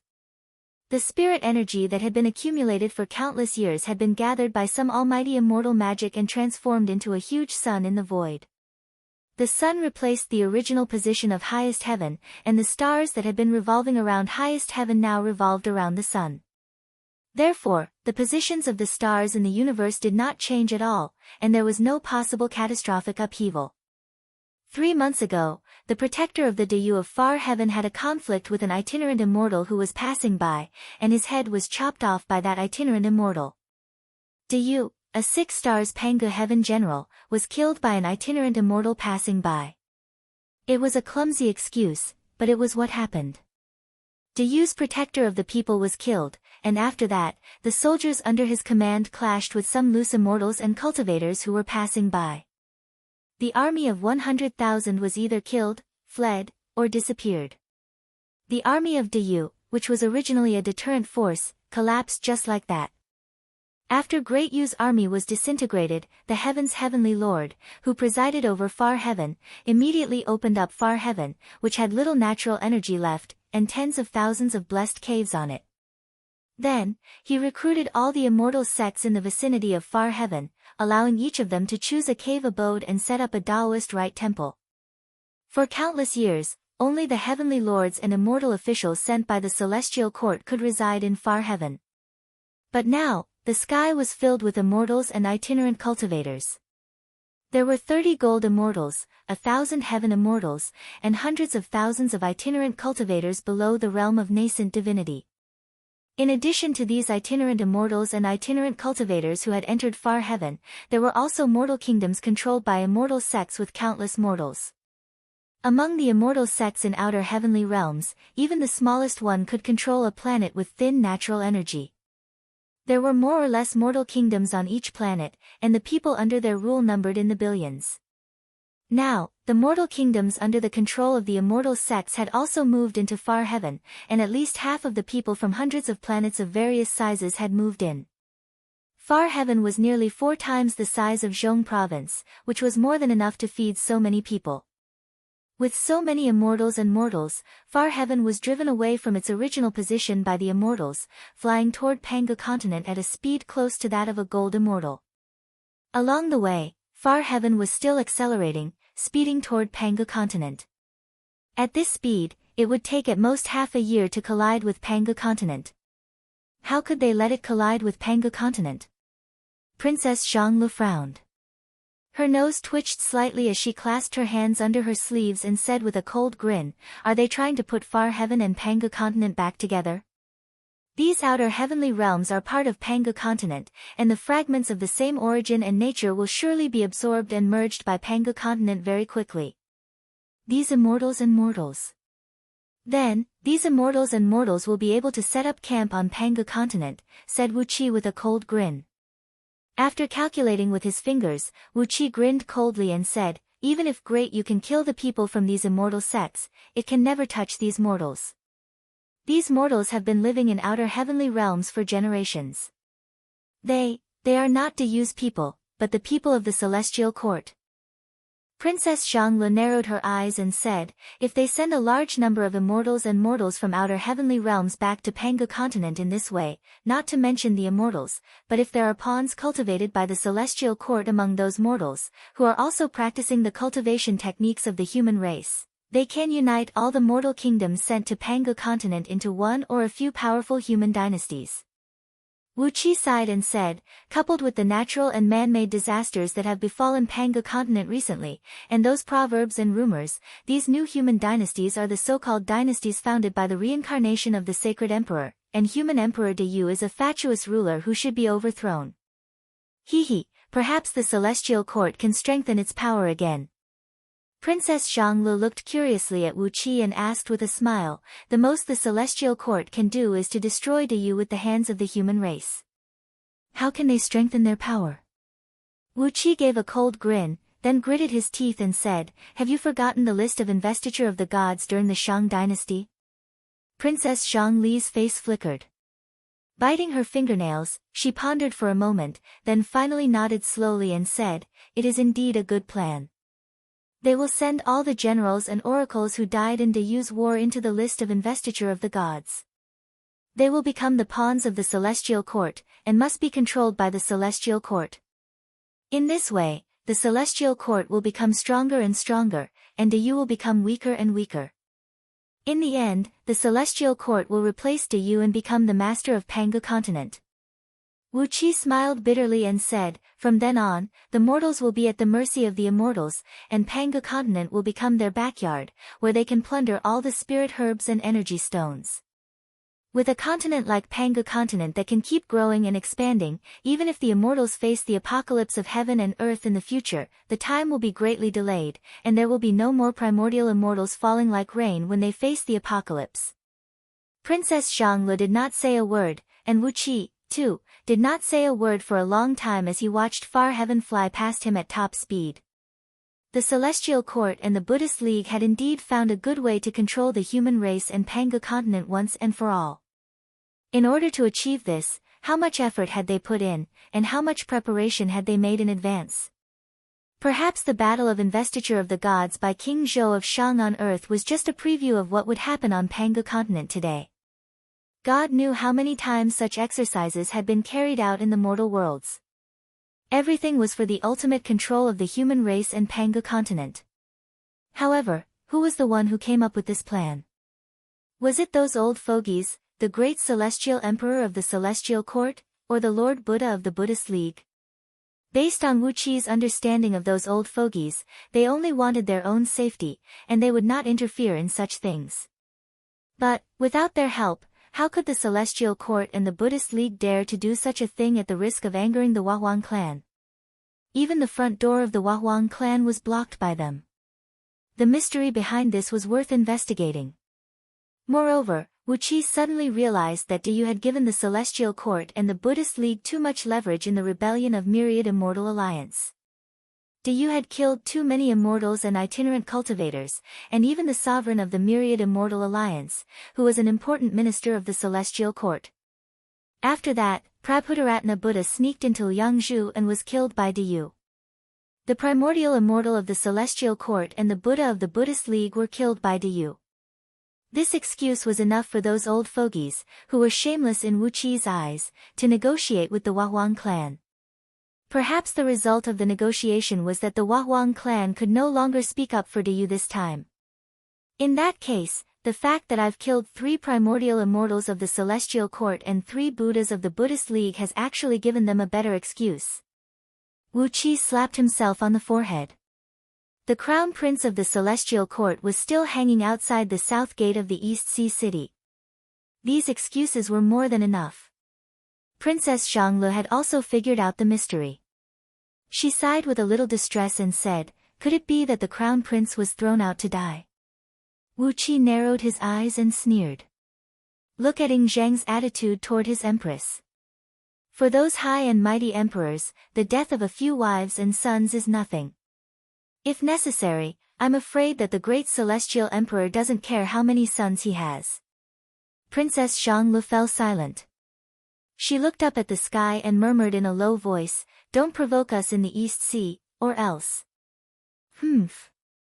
Suddenly, a sheet of golden light flashed in front of far heaven, which had flown tens of millions of miles away. In the next moment, a troop of Du soldiers in golden helmets and armors appeared in front of it. A general of Du, whose cultivation base was at the peak of the 9 stars realm of the second Panga heaven, was riding on a single-horned qilin. With a mace in his hand, he pointed at far heaven and cried out, "This is the airspace of Du. Back off now, or else." The enormous far heaven came crushing down silently. The general of Du roared furiously and rode away from the impact of the huge landmass, but the soldiers behind him howled miserably as they were smashed to pieces. Far heaven was one of the fragments of Pangu continent, which was transformed from the body of the great Saint Pangu. The generals and soldiers of Du who cultivated the cultivation techniques of the human race could destroy the stars in the void, but they could not destroy Pangu continent. Therefore, all 30,000 elite soldiers of Du were smashed to pieces by Far Heaven. Far Heaven did not stop, but continued to fly toward Pangu continent. The general of Du roared furiously. Waving his mace, he broke into Far Heaven. A Buddhist chant echoed out of the void as 7 bodhisattvas of the Buddhist League came to the general at the same time, waving their hands to unleash a great sheet of Buddhist light to freeze him in place. Almost at the same time, a flying sword shot out of the 10 blessed lands of Far Heaven, transforming into a beam of light that pierced the vital parts of the general's body. 7 bodhisattvas of the Buddhist League and at least 30 gold immortals of the Tao League struck at the same time, chopping the general into pieces without giving him any chance to fight back. Wu Qi sighed softly. He gave the rapidly flying Far Heaven a look and shook his head gently. "Zi Xian, let's go back and prepare for war." He, the investiture of the gods. It's very interesting. Chapter 861. After returning to the East Sea City, Wu Qi gave up on cultivating and began to forge magical artifacts for those close to him. Flying swords, magical treasures, armors, immortal robes, and all kinds of magical artifacts were forged by Wu Qi with all kinds of rare materials. After all, the East Sea's foundation was too weak. Although Ao Buzan and Lord Xiansheng had a chaotic spirit artifact with them, apart from that, they did not have a single defensive magical artifact.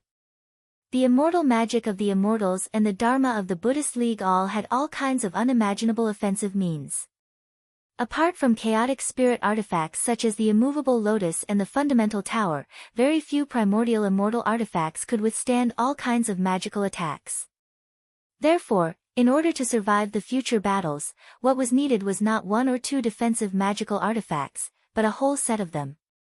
Even with the power to accelerate time by 20,000 times, and even though he was a grandmaster of artifact refinement in his previous life, it was not easy for him to craft a set of satisfactory magical artifacts for everyone around him. He had to take into account the properties of everyone's magic power and fighting habits. It would take thousands or even hundreds of years to craft a good gold immortal artifact. Even if Wu Qi could divide the heaven refining cauldron into 180 cauldrons that specialized in crafting artifacts at the same time, he could only take care of the most important people around him. 180 cauldrons hovered in midair. Purple flames flickered quietly in them, and strange noises kept ringing out of them. Sitting cross-legged under the cauldrons, Wu Qi frowned and said to the people in front of him, "I can sense the presence of some old fools. They are very tricky and difficult to deal with. We can't be careless, and we can't fight them head-on." After calculating for a while, Wu Qi smiled bitterly and said, "Unless we can have 10 Dao fusing experts and 100 Dao breaking experts in the East Sea, we won't be able to fight them head-on. These old things may not personally make a move, but you have to be careful of some of them who are very shameless. They will do things like bullying the young. Although they are shameless, for the sake of their reputation, they are used to sneak attacks from behind." Ao Buzan's expression was also very ugly. He first gestured a 7, then a 9. Wu Qi nodded his head, then made a gesture of 18 with his hand. Ao Buzan's face fell. He smiled bitterly and said, "Why are these old bastards still alive?" Wu Qi breathed out a sigh and did not say another word. Years ago, Yuan Ling had already stepped into the realm of Dao fusing, but he was beaten into transmigration by their joint attack, leaving only a speck of his true spirit. Back then, Mao Spy had stolen the blood essence and cultivation base of thousands of primordial experts and more than 100 Dao breaking experts. In just a few hundred years, he had reached the peak level of Dao breaking realm and was only one step away from fusing with the Dao. But in the end, he was also hunted down and killed. After thinking for a while, Wu Qi's current overall strength was far inferior to that of Yuan Ling and Mao Spy at that time. If he stood out, he would die a miserable death. Even if Wu Qi had reached the realm of Dao fusing, it was not necessarily safe. Wu Qi and Ao Buzan were aware of some of the things those people had done. The saying that those who obey me will prosper, and those who oppose me will perish was not just an empty saying. The East Sea continued to strengthen its forces. Wu Qi had broken through to the realm of 6th tier Dao breaking, and the time had been accelerated to 20,000 times. There was still half a year before Far Heaven came to Panga continent, which meant Wu Qi and the others had 10,000 years to prepare. 10,000 years was not enough for the time being in terms of high-end fighting prowess, but the East Sea could accumulate countless middle and lower-level powers as backup. There were several times when Wu Qi almost thought of sneaking into outer heavenly realms and ambushing a few unlucky fellows to improve his overall strength. But now that the primordial experts were living in seclusion in the 9 heavens, and the Buddhas were sitting in Mount Vulture, the plan of the Celestial Court and the Buddhist League was in full swing. Countless people in the universe were scanning the surroundings with their Dharma eyes, and Wu Qi was not sure that he could hide from those people. Every time he thought of Mao Spy's notoriety and the terrible consequences if the scroll of stealing was exposed, Wu Qi forcibly suppressed the idea of taking the risk. Time went by, and finally, the day came. Far Heaven was the first to approach Panga continent. Holding Princess Zhang Li's hand, Wu Qi produced Dark Yin Celestial Tower, broke through the void, and hurried toward the place where Far Heaven was going to land. Suddenly, countless dark shadows came tearing through the void. Like Wu Qi, hundreds of supreme oracles had arrived, all of them hiding in the void with the help of the supreme towers. Waves of magic power were deliberately released, spreading out in the void. An unknown number of primordial experts of the Celestial Court and Buddhas of the Buddhist League were also hiding in the void. Their purpose in coming here was obvious. If the supreme priests dared to act blindly without thinking, these people would immediately take action. Not far from Wu Qi's old acquaintance, Yu Gu, was sitting cross-legged on the top of a supreme tower, sipping wine from a small wine cup in his hand. Sighing, he shook his head at Wu Qi and said, "There's no news from Sacred Emperor Xianyuan and Sacred Emperor Shenong, and the communication between Her Majesty Empress Hua and De Yu has been completely cut off. The reaction of the four holy beasts and divine spirits who are on good terms with the human race is very strange. This time, I, De Yu, am in trouble." Sitting on the spire of Dark Yin Celestial Tower, Wu Qi asked with a frown, "What does your majesty mean by this?" Yu Gu toyed with the small wine cup in his hand, his face extremely gloomy. He shook his head and said with a sigh, "What else can I mean?" While Wu Qi was pondering the meaning of Yu Gu's words, the sky suddenly lit up. A landmass the size of 4 Zhong provinces, wrapped in countless elements of earth, water, fire, and wind, was slowly descending toward Panga continent. The place where Far Heaven was descending was a barren land directly west of Diyu. It was surrounded by barren mountains, a primitive landscape that had just taken shape not long ago. As the huge landmass descended with a dull rumble, countless ferocious beasts in the barren mountains below fled for their lives. A deafening rumble rang out as Far Heaven collided with Panga continent. Countless cracks, large and small, appeared on the land hundreds of millions of miles around because of the collision.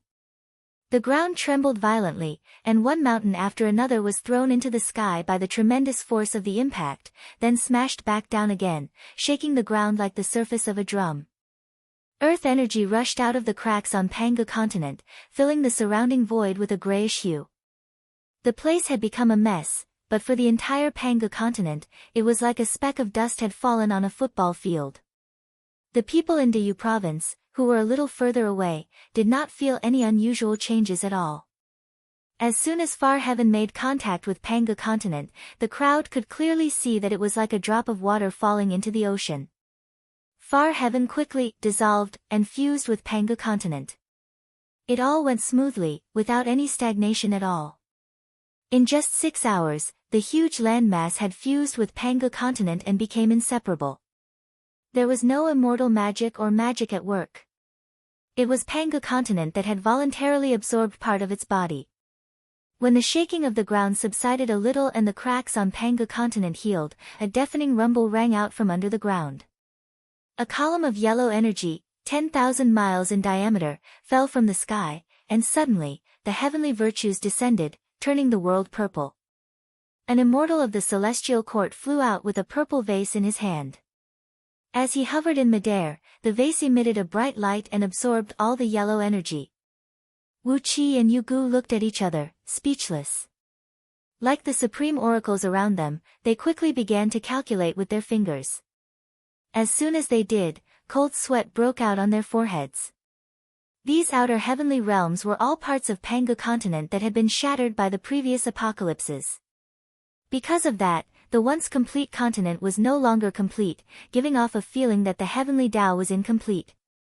Now that the celestial court had used this method to send these outer heavenly realms back to Panga continent, it had satisfied Panga continent's desire to complete itself. It was an act of virtues in line with the interests of the heavenly Tao. Therefore, as soon as Far Heaven merged with Panga continent, the heavenly virtues immediately descended. And the amount of virtues was extremely shocking, almost comparable to killing 10,000 sovereign of the myriad immortal alliance or 100 Kitagarbha. Such an enormous amount of virtues. Wu Qi's face turned a little unsightly. Why did these immortals of the celestial court collect the virtues with treasures? For a moment, Wu Qi even thought of snatching it. But when he carefully sensed the few faint divine wills in the immortal, Wu Qi cautiously stopped. The attention of those existences that made Wu Qi so afraid was all focused on this virtue. If he made a move now, he would be courting death. With a faint sigh, Wu Qi patted Princess Zhang Li's little hand and whispered a few words to her. While Wu Qi was hesitating, the immortals and itinerant cultivators on Far Heaven, which had merged with Panga continent, flew up into the sky and headed for the nearby spirit mountains and rivers, preparing to build their cave abodes there.